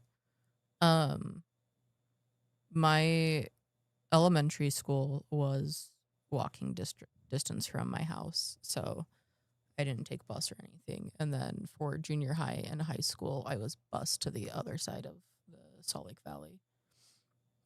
Because Interesting. there were too many kids in the west side where I was, so there was just a pocket in the middle that even though there were like 3 other high schools that were closer, they were too full.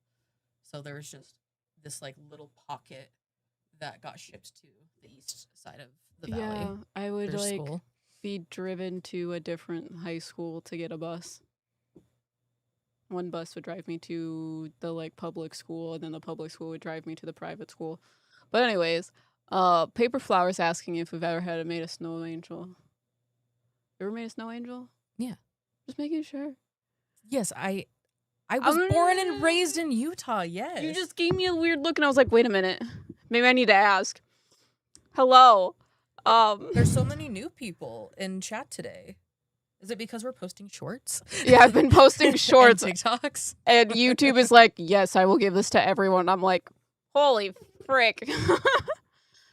Yeah, Paper Flower. I assume it doesn't snow in Kenya. No. Have you seen snow before? I love the snow. Most of the people that live here hate it. I would say most people that I talk to hate snow. I fucking love snow. And it's mostly because when I was a child, it would snow around Christmas time, and that's when people would like come from all over, like my family would come and be in one place, so my brain associates snow with like people getting together. So it always makes me excited. Yeah, no snow here. I've never seen snow. I'm like, Kenya's very near the equator. Yeah, because I'm like, that's a cute question. I didn't think about that there's so many people in our chat that have never seen snow before. That's why I'm like, hurricanes are like so out of ballpark. It's not even like something I can even imagine. Same, Jada. Because a big part of why my mom and I moved to California from Utah was to get away from the winters. Because Yeah. winters in Utah are miserable. Yeah, because you told me in Utah it snows from like It can start snowing as early as September, but on average, it would start snowing around like mid to late October. And then I've seen it snow as late as May. But which does not usually happen it over ends here. around like April-ish. Where we are, that does not happen. We get snow from like end of November to like February. early March. Yeah. But with the global warming and shit like that, we barely get snow now. Yeah, and Utah is a desert, so it's extremely dry as well. Always so it's dry. just dry, extreme cold, and then the summers are dry, extreme heat. So it's in the valley of mountains. It doesn't make sense for people to live there. But it makes sense that Utah was Mormons. I've learned that a lot of people don't really don't know what Utah is. No. And obviously I do because I grew born up there. there. So when I tell people I'm from Utah, they always look at me and like, "Are you Mormon?" And I'm like, guess by the way I'm dressed and the way I look and the fact that I have tattoos and piercings, do you think that I'm Mormon? They're like, yes. I didn't know. And I was like, no, but I used to be. You did look more Mormon when you were a child, if you can say that. You looked more like you were from Disney. Yeah, because I was performing femininity. Yeah. I mean, and societal standards in conservative Mormon Utah as a Yes. Mormon child. yes. But not anymore. What? What? Weird fact that the sound of walking in snow is my favorite sound. True. And then the second favorite sound is crackling fire. Please discuss in the comments. I've heard of extreme dryness and cold. It's hard to. I hate how dry and cold. Like the dryness is what sucks. So moving to California, Southern California, where it's like 70s year round for the most part, like on average, and it's a lot more humid because you're close to the ocean. It took me a while to figure out how to do my hair in makes sense. a more humid climate versus such a dry one. Yeah. One of my friends lives in Texas. When I go to Texas, I usually get really sick because it's so dry and my sinuses just absolutely explode. Mm-hmm. So my face just hurts for a week while I'm there. Yeah, it's But I hate the sun. That's why I have vitamin D deficiency, because I would rather just never see the sun. I would be happier if we woke up at night and then went to sleep when the sun was out. I'm a Sagittarius rising. I'm a Leo rising. Sorry. I was like, wait, what's going on? Who are you? We just talked about this for like an hour and a half. I didn't mean to, but no, I'm here for it. There's a lot of shit in Aries, and I'm tired. I'm not complaining. I'm not complaining. I'm here for it. But I do like living in a place where there are seasons, because I don't think I can handle just hot, warm sun all the time. Because I know people are like, what is it called? Seasonal depression. Yeah. During the winter time, because there's less vitamin D to be had. Apparently, I just don't have vitamin D, so that doesn't really affect me. I just don't like seeing the sun. The sun makes me annoyed and angry. I am someone that suffers from seasonal depression. Yeah. I think I suffer from reverse seasonal depression, but that doesn't really make sense chemically, I think. Which is also why living in Utah was horrible. Where it's just winter all Yeah. year. Yeah, so, Yeah. Does not sound depression like a for fan. seasonal depression on top of like normal depression From October on to top May. of just living in Utah depression. I'm from Chicago and we got all 4 seasons in a weekend at times. Yeah. Yeah. We can have 4 seasons in one day. Yeah, Utah spring and fall were very short.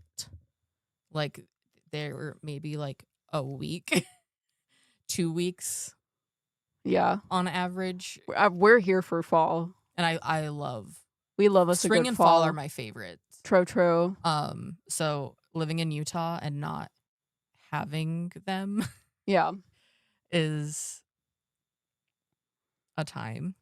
And then moving to Southern California where there's no seasons at all, ever. Like That's just like, it blows my mind. I saw Rikers High School and the lockers are outside because it doesn't rain. not very often. I mean, it does rain, but not enough for it to be an issue. But it fucking sucked when outside. it sucked when it would rain because Everything's outside. walking from class to class, you're guaranteed to get rained on. And it was that's a loud ass plane. It's close to our house. And my high school in California was close to like a nature preserve area. So, and my apartment was. So I was telling Em about this the other day where we would get texts from our apartment, like people about the bobcats. Yeah, and they'd be like, "There's been bobcats like spotted in the apartment complex. Like, stay safe." And then we would never get update texts on if the bobcat was gone or not. I'm in the very ignorant belief that big cats should not be walking around your neighborhood. They should be walking around a zoo. Yeah, in the middle of the suburbs in Orange County, California. Yeah. Yeah, that's kind of weird for me. I mean, we have like bears and stuff here, and that would be more normal, a bear walking through a suburban residency or whatever. But like a bobcat, that's weird. Take that to a zoo. I know that that's ignorant of me to say, but I'm like, weird. We'd also get like huge ass birds. Vulture. Yeah, so you in the eye. Yeah, one of the times I was a TA for a class, and I had to run to the office to like get something for my teacher or whatever. And when I walked out, there was just this giant ass falcon sitting on was a falcon or a vulture? Or sorry, vulture. Okay. Vulture I sitting. Was like, falcon's not that big, but a vulture is very big. A vulture, just How big was it? I mean, I would say like if you were like crouched, like probably from like waist up, but like figure it's like hunched, like 3 feet on the.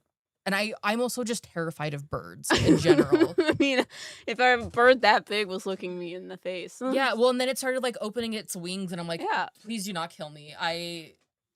It's gotta just work show here. you who's boss. It's not me. It can be boss. It can be boss. I'm just trying to leave. Riker got chased by a chicken. Yeah. Chicken didn't like you or thought I was gonna feed you. Or that chicken was the boss. It traumatized me. Yeah. I have a scar on my leg from it. Chickens. We're not getting chickens, but we might get ducks. I really like ducks. I just don't like their poop and they're messy. And I think they might have just a lot of problems. But they're cute. And I like their little feet. And I need one to just walk around on hardwood floor. Yeah. And then in Utah, we didn't really get a lot of like wildlife in like where I lived. Yeah. Because we were far enough from the mountains, like more kind of like central in the valley. In Utah? Yes. Okay. But when you got closer to the like mountainside is when you would start seeing like deer, moose, all sorts of things. There's Mhm. bobcats, mountain lion, everything. And We then have, like, the scariest thing is probably a bear and, like, a black bear, a tiny bear. my cousins in Alaska, They get big bears. they've sent pictures of They have huge grizzly ass bears. bears in their backyard. They like grizzly bears, brown bears, I think grizzly. Chewbacca bears. Huge. Um and they get moose. Moose. Moose are fucking scary, too. Yeah. I do wanna see a moose, though. Yeah, we got a video one And go time to Alaska. from my cousin's mother of Of a one of them moose. one of them, I think it was my cousin Christian, was like out in their backyard and they were just like filming him playing, and then they saw that there was like this giant bear coming, so they had to get him to like run inside before a, the bear got there because there's a giant ass bear. Jesus Christ. Hmm. I think I went to Canada, and we had brown bears in Canada. Have you ever gone camping when you lived in Utah? I yes, but people say that it's not real camping because we were in cabins. But my first time going camping, and the only time I went camping in Utah, was going to a Mormon girls camp, Naturally. and that is also where I had my first concussion. I went to a Girl Scout camp, which sounds similar. I don't We think rode it's ponies. similar. What do you mean? It's not Mormon. Huh. We went to this camp, and there were like little cabins, and we like made candles out of wax. We like dipped candles. Mhm. This is what I remember from it. We rode ponies. I think there was water stuff, but I can't swim, so I did not participate in the water stuff. I watched. And then So. yeah, the second time I went camping was up in Canada in Jasper. Oh, I think we did canoe stuff at this Girl Scout camp too. I don't remember much a of canoe? going to girls camp, but that's also because of the concussion. So Well, when you put it like that. I remember like a few parts of it, but not most of it. But I got the concussion towards the end at least. But instead of having to ride on the bus back with everyone, I got to ride in one of the people's cars, and I think slept. having a concussion and driving in a bus would fucking suck. Yeah, they were also freaking out because I had a concussion, and they're like, "Are you okay?" Like, so they were coming in at night, like every like 10 minutes to like shine flashlights in my eyes to make sure, because Yeah, 'cause you can't sleep. going to sleep with a concussion is dangerous. I'm surprised you didn't like go home. We were going home the next day. Oh, okay. So I think we called my mom, And your mom was like, "Yeah, it's fine. and We've done this before. because we were going home the next day, it was like, Just have that happen." yeah. So Jada, we slept on wood platforms. It was terrifying because we slept with the flaps open. Ugh. I don't think I would like camping, being in a tent. My sister camps. I don't. We were in cabins, and we had a bed to sleep in. We were in bunks. the one time I went camping, and like when I was up in Canada, I had a cot, so I was above, like off of the ground, and I was fine with that. That when it was snowing? No. Okay. But everyone else that I was with was sleeping just like on the ground. Yeah. But I got the cot because I have a bad back. Mm-hmm. So I was chilling. Yeah. And then it was like raining and storming one night, and a bird was trying to like tear into the tent. And a dog and they were like, night. They were confused how I slept through all of the noise and everything. And I was like, I live in downtown San Diego. Do you know how much ridiculous noise there is? It's probably how you sleep trained yourself, I think. You kind of have to. Yeah, I had a boyfriend that lived in a big city, and sleeping in that apartment was horrible. Because he also lived above a like bar, so they would have music playing until 2 a.m. and then you would have the motorcycles were the fucking worst. Yeah. Where our apartment was, our second apartment in downtown San Diego, we were a couple blocks away from Petco Park, which is like the big baseball stadium. Yeah. And our like bedroom windows face to it, towards it. So they would be testing the lights at like in the middle of the night, and you just get bright strobes in your like window in the middle of the night. And then we were also close to a fire station, so there were fire trucks constantly going off. We were on the side where there's more homeless people, so there was always like screaming, yelling. There's just always something, always stuff. I have so many. Yeah, I don't like cities like that. I don't think I've talked about all of the crazy things that have happened, or like some of like the crazy stories, because a lot of them YouTube Or not wouldn't YouTube like friendly.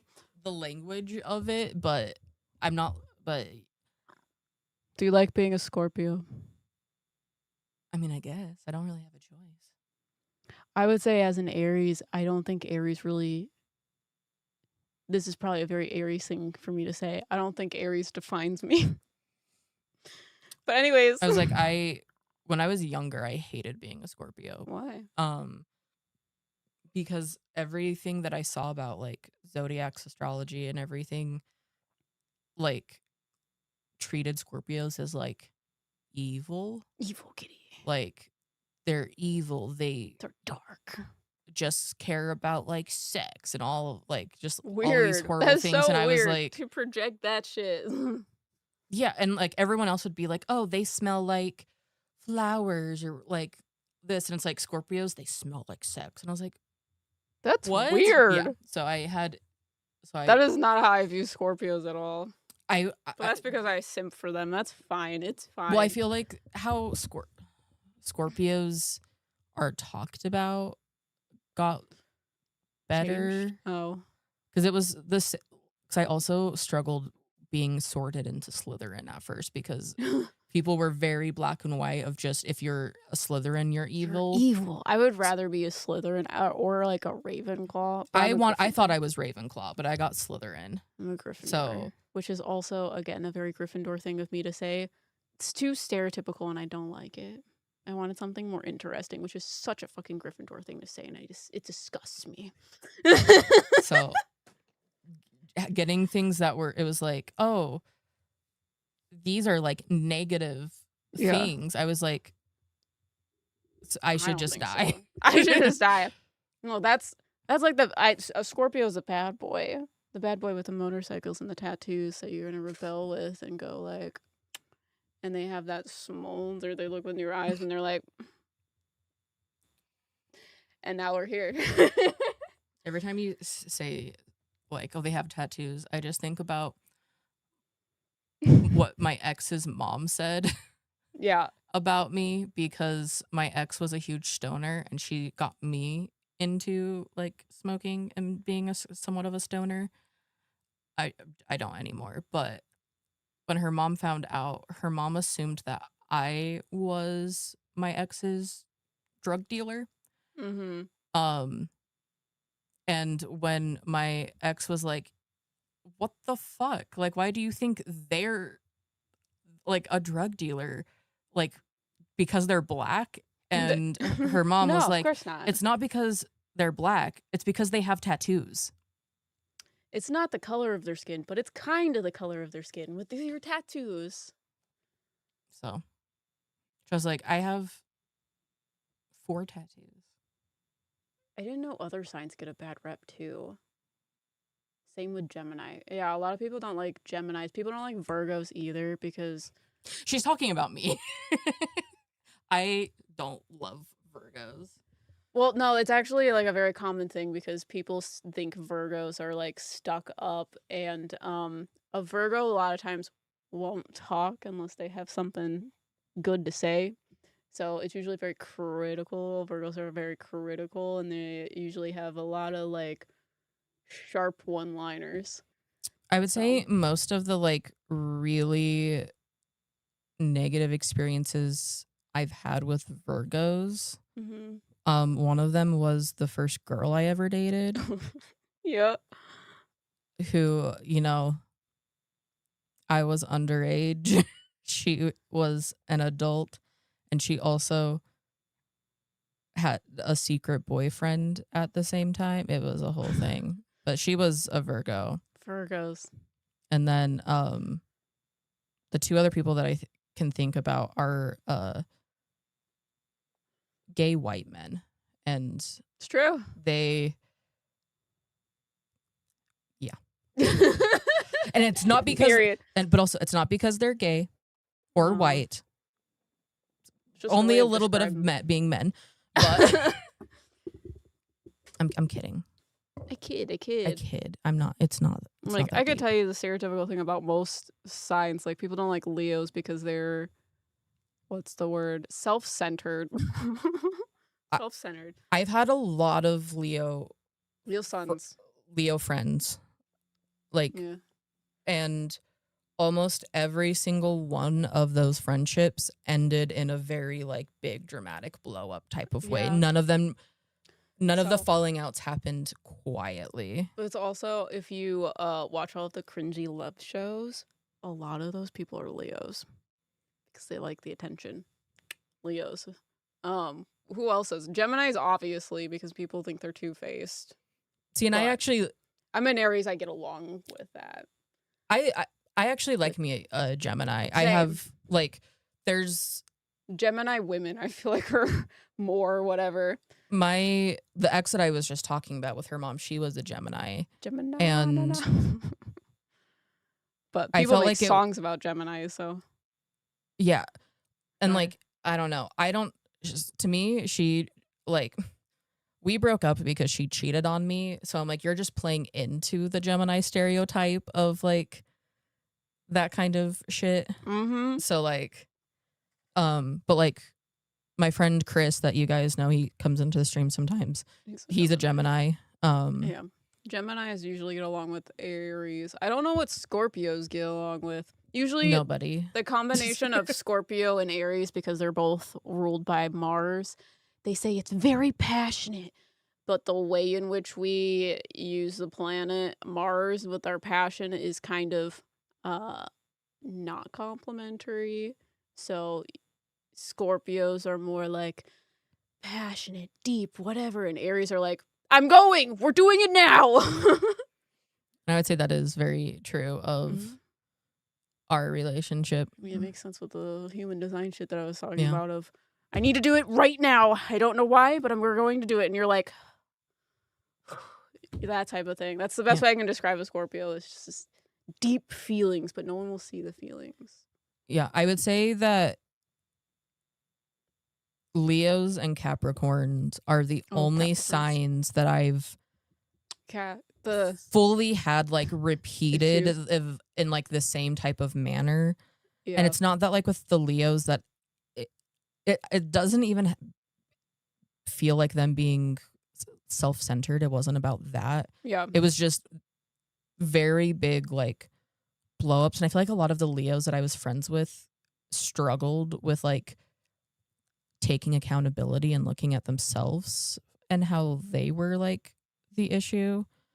But I'm still like like one of them used to be my best friend, and I still talk to him, but we're not as close, and we had like not like a full falling out because we still talk to him, but yeah. kind of a big like distance Right. push kind of thing. And then Capricorns, I've been friends with 3 Capricorns, and each time they ended for like such weird reasons. Mm-hmm. Like, and I just feel like I felt like the Capricorns I was friends with were always trying to like compete or one up in one way, because like one of them was also friends with my brother. Yeah, and that is a Capricorn thing for sure. and whatchamacallit, I actually met him through my ex, who's the Gemini. So he was also a theater kid. Yeah. But he was like trying to like one up me about like meeting my brother for the first time. Yes, okay. Yeah. So like things like that, and like one of the other ones I went to, I had some classes with in college. She's in my mythology class. There was a lot with her. So. Usually the negative side, because Capricorn is another one that people are like iffy about. Capricorns are usually seen as cold. But usually Capricorns are like career driven. So like there is one thing, and it doesn't even need to be like a career. It can just be the thing you do with your life. You do it to a fault. Like you will do it over your own fucking needs. Yeah, my friend from college, that would be her. She was the like that's why they're trying to one up you. Yeah, she was the like over the top college like Capricorns. Like she even was like, I am the stereotypical Capricorn that you think of, like full blown. My friend Alexis is a Capricorn, and her Capricorn thing is horses. Yeah, it's not her job, but it's consumes every aspect of her life. Yeah, but in all honesty, like I don't like, we like joke about like hating signs, but it's just fun stereotype yeah, stuff. And it never is actually has to do with what sign they are. Yeah, no. Like I've never cut someone off solely because they are like a specific sign. Like that's dumb.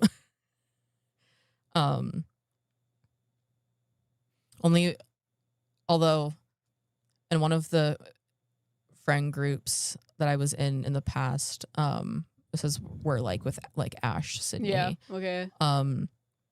There were 2 Leos in the group, and they were constantly talking shit to each other about who was like the better Leo. And then eventually one of them got kicked out. And then the other one was the big blow up because the other one was Allison. Yeah, no. So Leos. Leos. Yeah. I have weird things with Pisces. I think Paper Flower saying they're a Pisces. I have weird things with Pisces because I have so much Pisces in my chart. And I've had friends that are Pisces. Pisces don't take accountability for things. It's never their fault. Little baby Pisces. Yeah. What are your takes on spiritual psychology? In like what way? Yeah, what do you mean by that? Because I feel like spiritual psychology, the way people talk about it, is very broad and like nuanced. Mona is the Pisces. Who's the Pisces? Sorry, go ahead. No, not me. Mona's the Pisces. Paper Flower, what are you again? Sorry. No, you're fine. I was like, wait, what am I not reading chat well enough. I'm sorry. Trying to see. Because it's also changing it to pieces, and it's just stressing me out. She's a Cancer rising. You're a Cancer rising. What's your sun sign? Oh, wait. Are you a Cancer and a Virgo rising? Is that what it says? Because it makes sense. Gemini sun, Virgo moon, Cancer rising. Yeah. We love a Gemini. Yeah. I love a Gemini. I know a lot of people are like weird about Geminis, but love a Gemini. I mean, my friend Chris is a Gemini. I've been friends with him for over a decade now. What is compatible? That's not how you spell that. Learning to differentiate ego versus soul and mindfulness mentality. Learning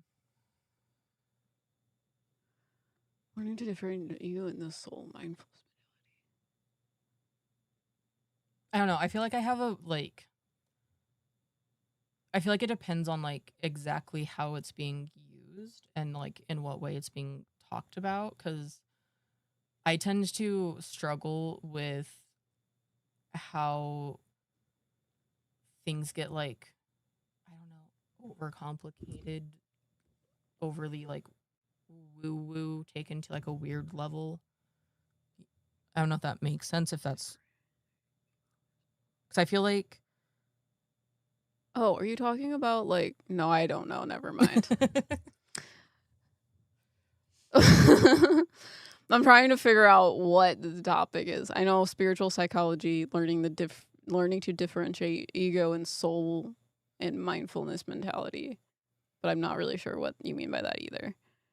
Um, because I was gonna say, do you mean like like neuroscience things versus spirituality concepts? I don't know. yeah, I don't know. I'm a very like Or like, blending spirituality with like traditional clinical things. yeah. Um Or are we talking about like shadow work type yeah, like I things don't know if with it's like psychology? deconstructing ego or like getting rid of ego. I don't think you can ever fully destroy your ego, No, you can't. You're a human because that being. is innate to being human. I don't think you would be able to be in your body if you didn't have an ego. Yeah, I think You wouldn't understand how to be a human being. so. To me, I interpret like the ego-ness or like getting rid of it. To me, it's actually understanding where your biases and like your like holes or flaws are, Yeah. not in a like self-deprecating negative way, but just Mhm. as an understanding of how you perceive things and how that Mhm. shapes like your perception of Yeah. the world and events and things. Cause like, Being aware of your own biases. yeah, cause like Em and I are very similar, but we all have different biases in different places just because we grew up different and we're different people. Mhm. So I Cuz you're think it's not even. understanding things more than like Yeah. destroying your ego or whatever. That's what people say about being open, cuz you're not really also going to know where your biases lie until you meet someone that has a different perspective. Yeah. So, you're not going to realize it until it happens. That's why you need to be open, but debunkers like to also get into the fact of, well, you're just going to leave logic and shit behind. No, there's a difference, you know. Yeah, I think there's a balance Yes. to it, and I don't think that being open to talking and exploring weird things is innately like getting rid of like facts and logic. I think it's Yeah. fine to still have a belief system and be interested in something and still follow science and stuff. I don't think that it's a black and white of like it's either Yeah. science or nothing. I think that it's a Yeah. blend of Yeah, I mean, things. it's like that concept of like people saying science hasn't proven the existence of ghosts. It also hasn't proven that it doesn't exist either. Yeah, so I think that yes, science there is no current like scientific evidence that the afterlife and all of this exists. However, I find comfort in knowing about it as a human being, and I don't think that that is inherently like It doesn't infect other people. You believe that yeah. there's something after you die. Yeah, and I don't think that us talking about it on the internet is taking advantage of people or Yeah. being negative. I think that it's healthy to talk about topics and explore them and still be critical of the things that you're hearing and what you're being told no matter who it's from, like, Hmm. but I don't know, that's Yeah. I don't know if I know that's not necessarily the full question of Yeah, that's why I things, was but like, yes, it's phrased differently, but I'm still not really sure what you're talking about. it's Yes. shadow work. Okay. Okay, differentiating when you're having an ego thought. I agree with all your points. That was the Okay. direction I was heading in. Okay, Anything else great. of it? Okay, yeah. Got you. Yeah. Yeah, because I'm like It's too broad of a question first. Yeah. yeah, because I think being aware of like what your biases are is a way for you to I don't know understand things because like Em was the other like a week or so ago. I asked her to like mind walk me about Yeah. something that like a situation that I did not tell her any details about. And she was picking up the right thing, but Yeah. your like your ego told you that it was I immediately had an assumption of it's this thing from your childhood that and I told you this is what my assumption is. yeah. However, I will still mind walk you and tell you what I see, but you just need to understand this is where my bias Yeah. lies. But what I told you was not that because I also knew that that wasn't Yeah. the like thing. Does that make sense? But like I don't know, understanding the difference of that takes a lot of like practice because a lot of times you push that off. Yeah. It's easier to believe your ego instead. Yeah, so I think that understanding it is what people to me that's how people should be phrasing Yeah. it versus like letting go of your ego, Oh, not reaching becoming open to everything. yeah, like becoming spiritually enlightened. I don't like You need to be aware of because I your mean again, biases. like the enlightenment nirvana stuff is like has been whitewashed and westernized Mhm. from like Eastern cultures. So it's you know, I can only fit so many characters. No, I know. Yeah. That's why we're like, but I don't know. I don't think that enlightenment is this like you have to destroy your ego. You can't have material possessions. Like the ego death. yeah, I don't think that I don't know. That would be a good podcast talking Oh, about I've heard your thoughts. Because I was like, write that down, write that down. Write that down, write that down, write that down. But yeah, anyways, I also feel like this is what you're kind of like talking about. A lot of times what I tell people if they want to like tap into like their abilities and stuff like that is to learn the way in which you think. Because again, it is widely accepted that everyone can see pictures in their head, like can imagine images. But that's not necessarily the case. There are people that cannot imagine pictures in their head. Like they only have an inner monologue or they don't even have that and they just have clear thoughts. Understanding how you receive information will also help you to develop that ability so that you are better able to know the difference between your thoughts and when spirit is telling you things. Yeah. I mean it was weird to me when I was getting in more into like these like online communities for like spirituality and things. Cause like hearing people say like, oh, you shouldn't read yourself with tarot. You shouldn't do like this or that. To me, I was like, but that, and I had always read myself and I wasn't doing it from a stance of these cards are going to tell me the exact answer, but it was a way of me spending time to connect with myself and my feelings and like understand my thoughts and like it was a tool for self-reflection. Yeah. Not a like this is exactly what it is. So right. I also have people tell me the opposite, that they don't trust tarot readers that can't do readings on themselves. yeah, see I feel I'm like, what is it then? like I don't know, like I think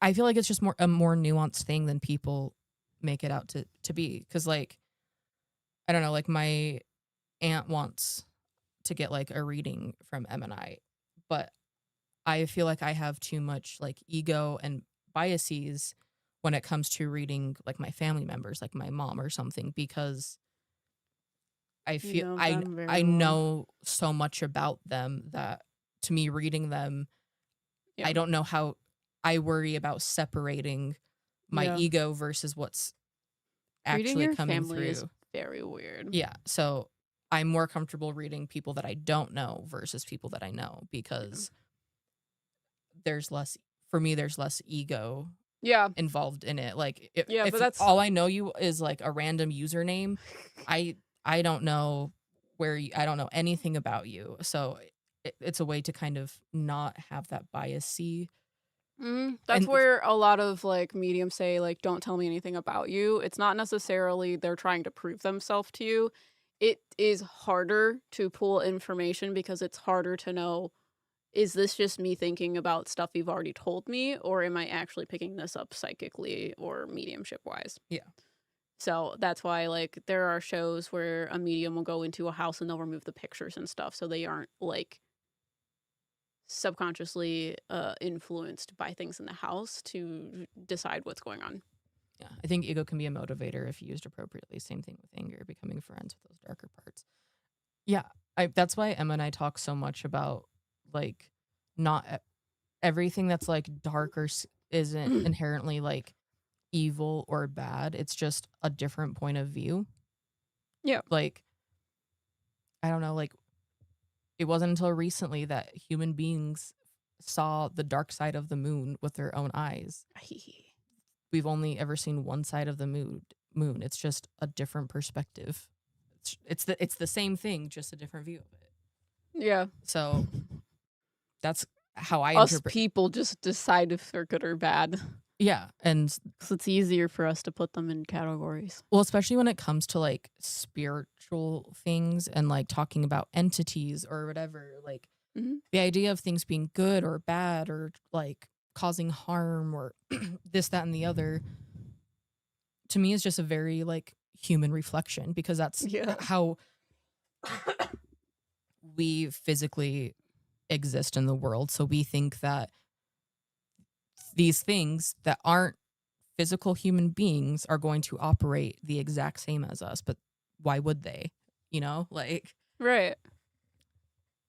it's hard for me to go deep into a spiritual community online because spirituality is so individual and personal for me. So most times I don't mesh with the people. Yeah, I've struggled with that a lot too. Yeah. It's kind of why Well, we do content, because we're like, this is for the weirdos. yeah, the spiritual community, it's very much there's a lot of just different people that think they have the answer and it's factual. Yeah. So they like just go around being like, all of you are wrong. This is the actual answer, and there isn't an answer, and that's kind of the fucking point. Yeah. You know what I mean? I mean, I had a friend who told me that I was more like lower vibrational, and the way they talked about it and treated me made it seem like I was inherently like bad because of that, because I wasn't as high vibrational as other people. And like that was like damaging to my self-worth. I already struggled with having self-worth problems. So being told by a friend that like, oh, like you're just on a lower frequency and you're just not high vibe, like, and we treating know what the spiritual community thinks about low vibration. Yeah, so it's just like I don't understand. Like, I'm just a person. How is it wrong for me to just be me, but you're somehow better because you're higher vibe? I mean, and again, a lot of it comes down to like, it's also, in my opinion, that you can't really change your vibration in that sort of way. It's like trying to change your name. You know what I mean? I mean, I did change my name. I know, but like it's like trying to change your identity, you know what I mean? So, yeah. Yeah, and I don't know. I don't think that, I don't know. We've talked about it in podcasts before, but I feel like so much of like, I would say like the mainstream spirituality, mainstream like communities and people who talk about things are like ego death. I don't know. Like there's a lot of narcissistic behavior when it comes to that. I just feel like so many people are like, this is what to do, and if you don't do it this way, then you're doing it wrong. Or if you don't feel this type of way, then you're failing at it and you need to get better. And like, to do deity work, you need to approach everything in this exact way, this step. And I think if for like the broader like topics and things, I don't feel like there's a right or wrong way to do anything. My personal feeling is, as long as what you're doing isn't causing like harm to another like human, or you're like to anyone else, yourself, anything like that, then I don't really care, right, like, about your personal like belief systems or journeys.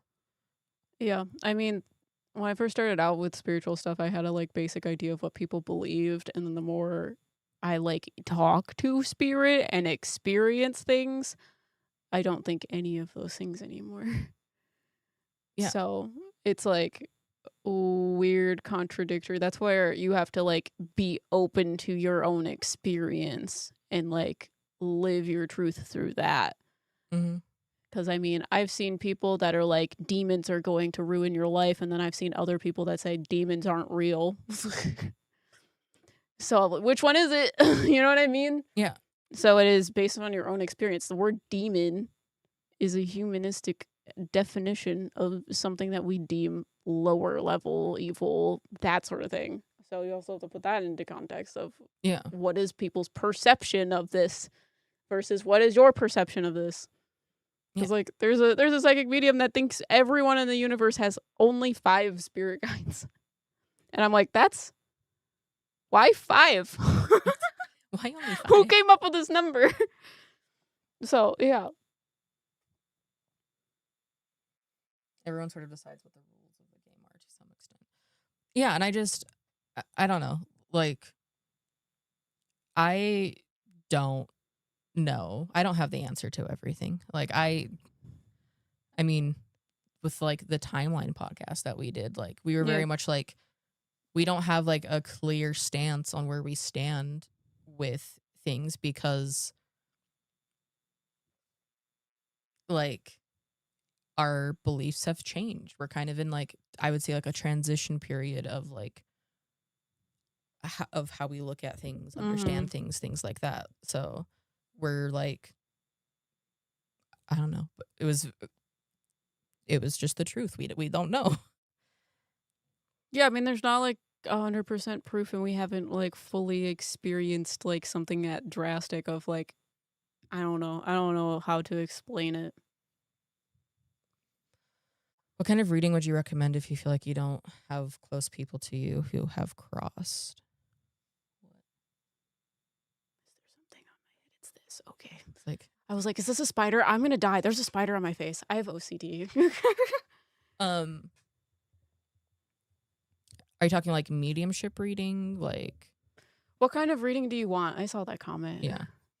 I'm like, what do you want out of it? Because like, even if you don't have anyone that's close to you, you can still have spirit come forward and like speak on different questions that you have. You can have spirit guides talk to you. You can talk to your past lives. Deities. You can do a tarot reading and that's psychic information. You can talk to your pets. There's a lot of readings that you can kind of do. Like a child playing with dolls and blocks, and they create their own rules and stories. But just because another kid has their own game that they play doesn't make yours any less real. Yeah. I don't know. That's... I can hear Azrael. They're meowing up there. He's like, we're 17 minutes late for their dinner time. Yeah, it is. It is 17 minutes past. Do you still want to do like tofu bowls? Sure. Tonight? I've never had tofu. I've never. Sentence. I've never. I have a cat named Tofu. We're not cooking the cat. Don't worry. I promise. Yeah, we have to. Sorry, this is a fucking tangent. We have to have code names for our cats so that our dog doesn't know we're talking about them. So I forget what we call Tofu. I usually call her like princess. Fairy princess. The princess is coming. I usually say something about their name. So Azrael is the angel of death because Azrael is the angel of death. Boo is usually the ghost is coming in. Mm-hmm. Those are usually the problem child. Yeah, she doesn't really know Hex's name yet. Yeah, she doesn't know the Hex. Yeah. And then Tofu is usually the food coming in. Mm-hmm. Well, like the vegan is here. The vegan is here. That's gonna be a good one. That's gonna be the code name for her. The vegan is here. The vegan is here. But we have to give them code names because Yue knows all their names. So if I say Azrael or like Mr. Fluffykins, she's like, she knows and she goes and chases them. But we don't want her to chase them. So we have to call him the Angel of Death. Yeah. You're welcome. Sorry. But the first time she said it, I didn't realize she was talking about our cat, though. So she was like, the Angel of Death is here. And I was like, who's sitting in the corner over here? What's going on? What fucking demon is here? So no medium has all the answers. We were just seeing through a small part of the spirit world. Exactly. Hi, Becky. What's up? What's up? Yeah, I don't know. I like to say that spirituality is like going to a Subway. You can make whatever kind of sandwich you want. You can like pickles on your sandwich, and I could hate pickles, but it doesn't make either sandwich But the less person a making your sandwich. sandwich will judge you. They judge me because I don't like eat anything at Subway. I get a cheese sandwich from Subway. Yeah, I didn't know that was an option. I don't like going to Subway. Their cookies are good though. I don't. I literally pretty much get like the equivalent of a grilled cheese, and Yeah. usually I like went there once and got a meatball sub, but I asked for no meat. And the guy looked at me and was like, "So you want sauce and cheese?" And I'm like, "I don't want to be here either." You don't want to make my sandwich. I don't want to be here either. it's just Richard making the sub judging you. Yes, just Yeah. cheese. Yeah, I get just a cheese. Like I get the Italian urban cheese bread, and then I get double provolone, double American, and then I have them put it in the microwave or toast it so the cheese gets melty. And then I tell them not to cut it because half of the times they don't clean the knives properly, and then I can taste the ghost of the lettuce that they cut in the previous sandwich. So Or I'm who like, doesn't like lettuce? I can't. So But and also, I that feel like your bread shouldn't taste like lettuce if you don't have lettuce on it. That sounds exact gross. no, exact- But I have ARFID too. so and that has been my sandwich order my entire life from Subway. I have not deviated from that. Yeah, their cookies are amazing. I don't know what they do to them, but they're fantastic. Like, you need to go to a Subway and go get a fucking cookie. You're welcome. But I mean, I don't go to Subway very Also, often. what are people's opinions about crumble? Because I've been on hate crumble TikTok, and people talk about how they're just not cooked. I feel like that's probably why they make me sick. Probably. They hurt my stomach the second they touch my stomach. It fucking hurts so bad. But I think I have a We tolerance should thing make with eggs. cookies. Yeah, you've been thinking about cookies. I've been thinking about cookies. Do we have everything? Yeah, we should have everything for it. Do you need milk? No, we don't. I don't use milk. Okay, great. And Just making sure. no, Some milk expires today. yes, no, I don't use milk in I've been any of it. tracking our milk expire date. So we could expires today. do peanut butter cookies or The pie-like cookies. snickerdoodles. Oh, what kind of cookies should we make? They're all chocolate so chip good. cookies. These are also like fully homemade from scratch, like family Ugh, recipes. yeah. My favorite type of cookie is oatmeal cookies, but you don't have to make oatmeal cookies because you don't like oatmeal cookies. Well, I can still make you oatmeal cookies. I love oatmeal cookies. I'm a grandma. I love oatmeal cookies and Junior Mints, but not together. I have my grandma's recipe. What the fuck is a snickerdoodle? Really? It's like a cinnamon sugar cookie. Are you the Becky that lives in Yes. UK? Do they not have snickerdoodles in the UK? Probably not. It's like a cookie with cinnamon sugar. That's what you said, right? Yeah. They're so good. I sugar cookies, but they have to be soft. Yes.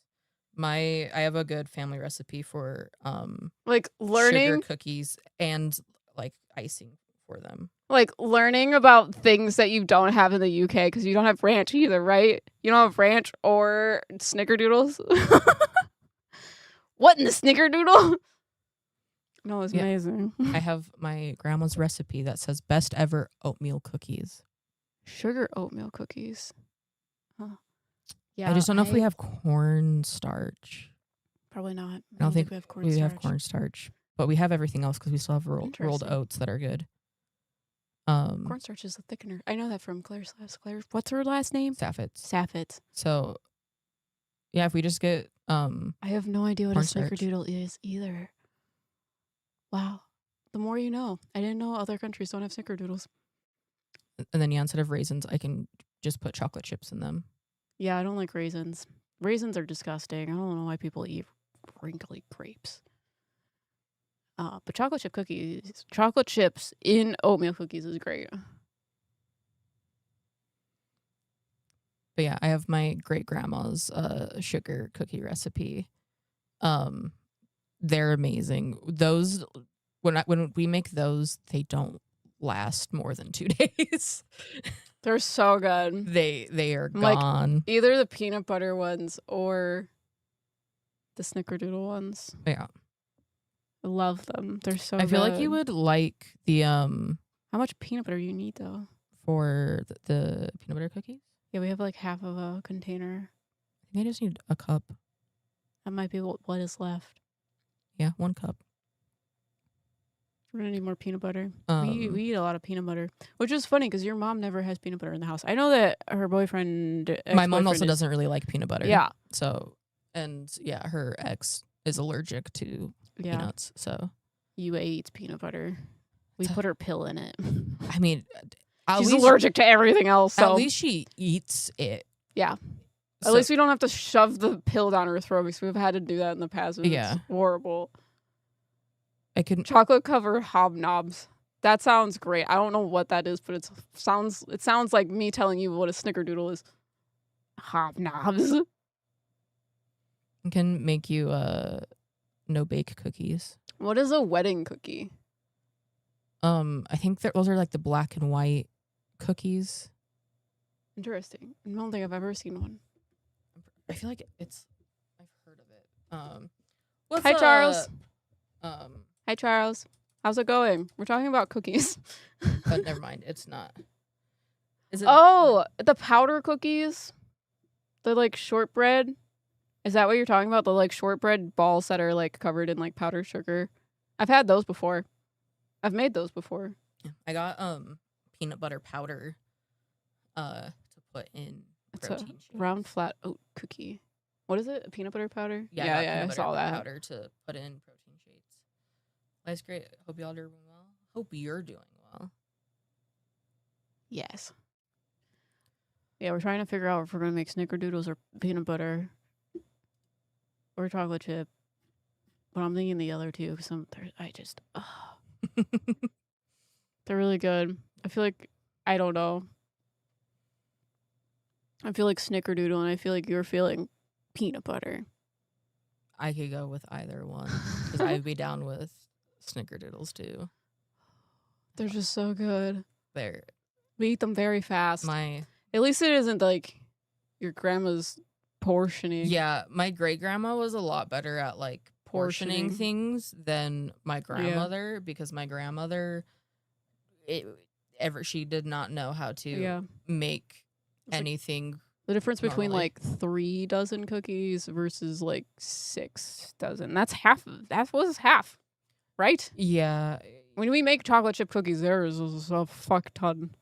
We have like freezer bags of cookies. Or both? Blasphemy. Cause make you the zucchini bread too at some point. Ugh. I love zucchini bread. I only like my grandmother's zucchini bread. I'm down. I don't care. You put chocolate chips in it? Yeah, I think so, yes. Yep. And if not, then we're going to. We're going to. But yeah, the peanut butter cookies. I think the recipe that we do isn't at this much, but like most of the time, well, actually 3 dozen plus 9 is the normal thing. But usually my grandma would like double, triple, or quadruple the recipes. So it's a lot of cookies. If you guys know like the KitchenAid and the bowl that comes with, it's filled to the top when we do your grandma's recipes. Yeah, and that is like we used to when I was a kid. Big. When I was a kid, we had a bowl. I'm not kidding you. That was and that's half big. the recipe. That was this big. That we would make cookies. That she'd make the chocolate chip cookies in. So we would have like Ziplocs upon Ziploc bags of them, and then also like foil containers for them as well. What are you doing? Colby's face is on there, and it says "possess her mother." Oh, and I'm like, I have ADHD. If you know. So and then if you didn't eat them fast enough, my grandma would be like, "Well, they're going bad, so I have to throw them out." And she made them like 4 days ago. So that's a lot of cookies. I couldn't eat that many. I probably would eat like a dozen cookies a day. I'm not even exaggerating. That's so many. Just make less. And then I would bring a bunch to school and give them to my friends I at would lunch do and that. stuff because there were so many. She always made so much food. So the fact that I'm figuring out how to make like appropriate sizes for 2 people is like baffling to me. What did you think a snickerdoodle was? Because I think it's interesting. Like, not what I expected in paper flowers. Like, I thought it was gonna be like a long noodle or something. Yeah, no, they're just like round cookies, and they just have cinnamon. Yeah, sugar. they're like shortbread like cookies that are coated in cinnamon and sugar. Buttery. They're really good. Especially my great grandma's recipe. My grandma Marilyn. I'm just covered in fuzzes that are coming down from the ceiling, I think.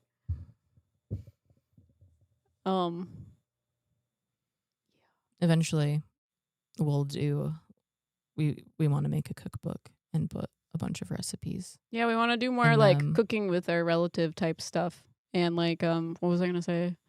I think it'd be fun to like add some like ghost hunting equipment and stuff and try to talk to them while we cook things.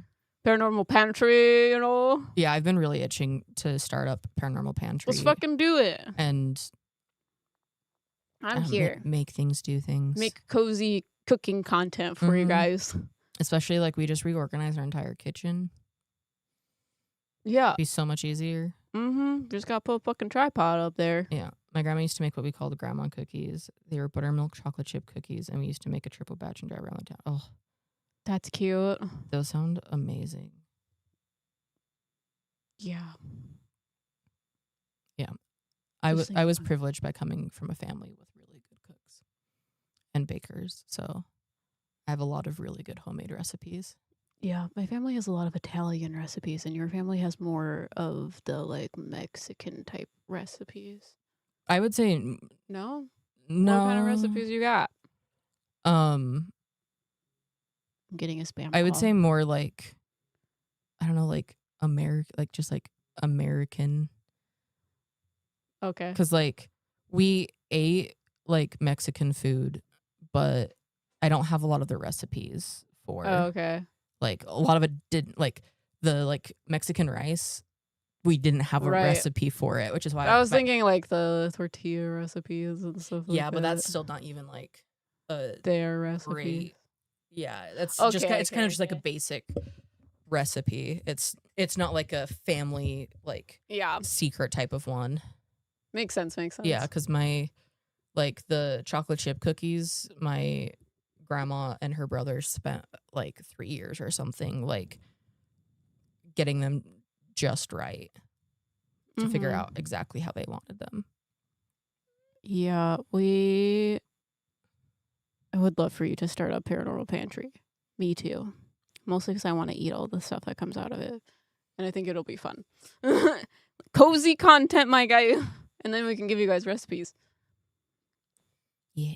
We could share recipes if you guys want to have us talk to your people while we my make grandmother's something. pancakes. You have the recipe? I know. I haven't looked at anything. I'm sorry. Things have been too crazy. Calling you again? They're calling me again. It's an 1800 number. Do you want me to answer it? No. I don't know why they're calling me. They can leave a message. Why don't you leave a message the first time? I don't know. They're just calling you twice. I'm busy. Buzz off. I'm busy. You're calling from an 1800 number. We have no taste for decent food. Yeah, my family was be so a lot of like people want it. Scandinavian American type things, and then my like step grandpa and his side of the family is why I grew up eating like homemade Mexican food. Yeah, because that shit was so good. So and there's not a lot of good Mexican food in Utah either. I can imagine. We would always move to California. Oh yeah, moving to California was amazing. You moved for the food specifically. Well, you can go like to like any like random hole in the wall and have like the best fucking tacos or burritos of your life. There's just a lot of good San Diego places like in California. They're calling me a third time. Do you want me to answer it? Sure. Hello?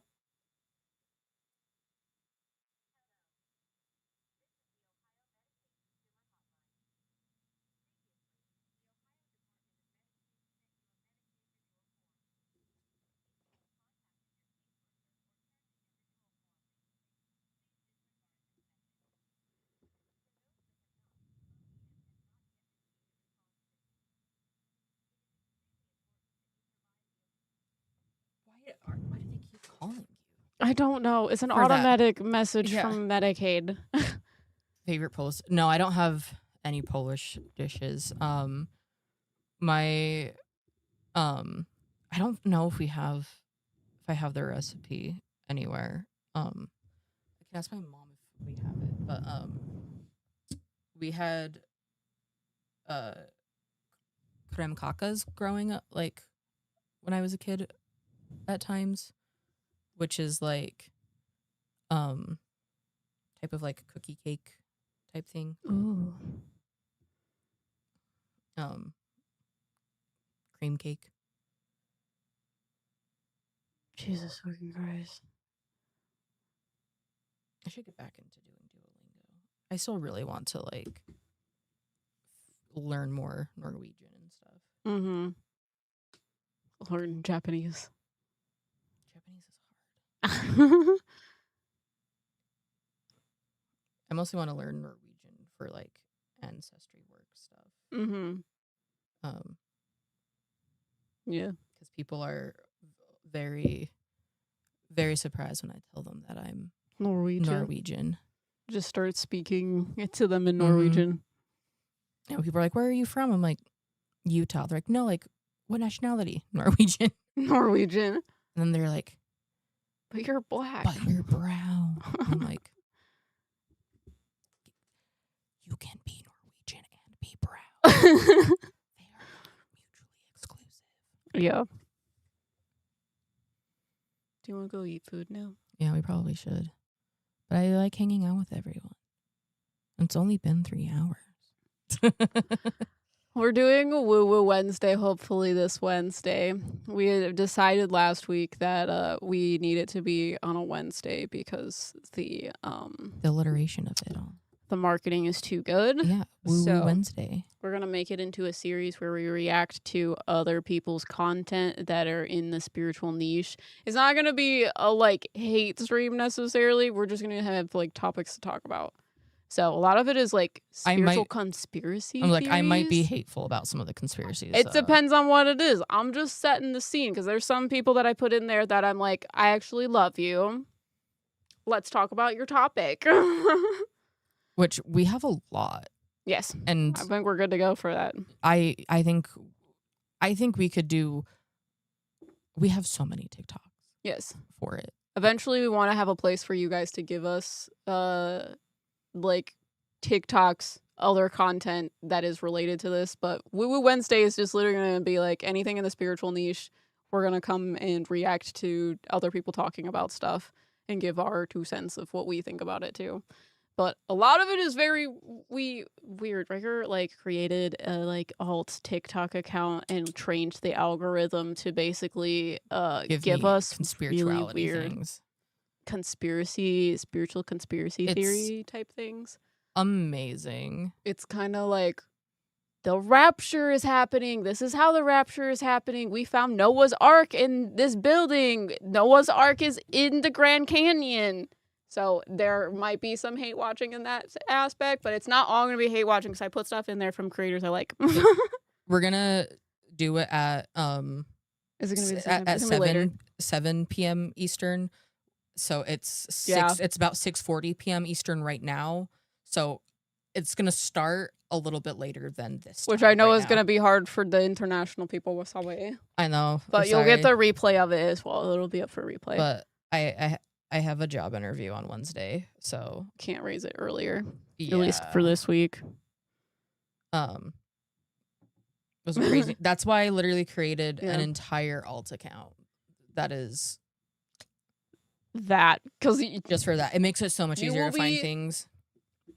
You will be amazed at what people think. Yeah. I kind of want to set up the soundboard and like 4 things. So like we can have Oh, you mean like how Hassan has yeah. like different sound effects Yeah. and stuff. That would be Mhm. funny. So I might try to find things and Yeah. I might have us even record some of our own like for free. For free? So if you guys have good like soundbite things, send them in Discord. Please and thank you. But we're gonna go feed our animals and feed ourselves and then go to the gym. Yeah. So thanks for hanging out. We'll see you guys Wednesday night. And we're gonna try to have a podcast out on Sunday again. And then I'm going to probably do a reading live stream. So if you guys want readings, they'll be for purchase on Friday at some point. But I'll let you know. It'll be on our YouTube page and Instagram. Yeah. Yeah. Yeah. We're also taking Azriel to the vet tomorrow. Yeah. Azriel's going to the vet. He has an ear infection, we think. Yeah. Either way, he's gonna get his ears cleaned because he just has really shitty They're ears. so bad. We like clean them once a week with like cleaner that we got from the vet, and he's still got an ear infection. So we're taking him to the doctor tomorrow.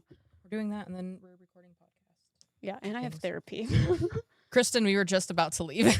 Kristen, hi. Hi. We're gonna be back on Wednesday. Woo Woo Wednesday. It's gonna be a time. It's gonna be from 7 p.m. EST to whenever. You know, I'm like, I feel like we got to make the lights like purple for that or something. Oh, like, we need the fucking marketing to be juicy. juicy. We need the vibe. We need the vibe, you know. Woo Woo Wednesday is just too good. I cannot. I don't understand why other people aren't doing it. We're gonna do it. We're gonna make it a thing. But you guys have a great night. We'll see you Wednesday.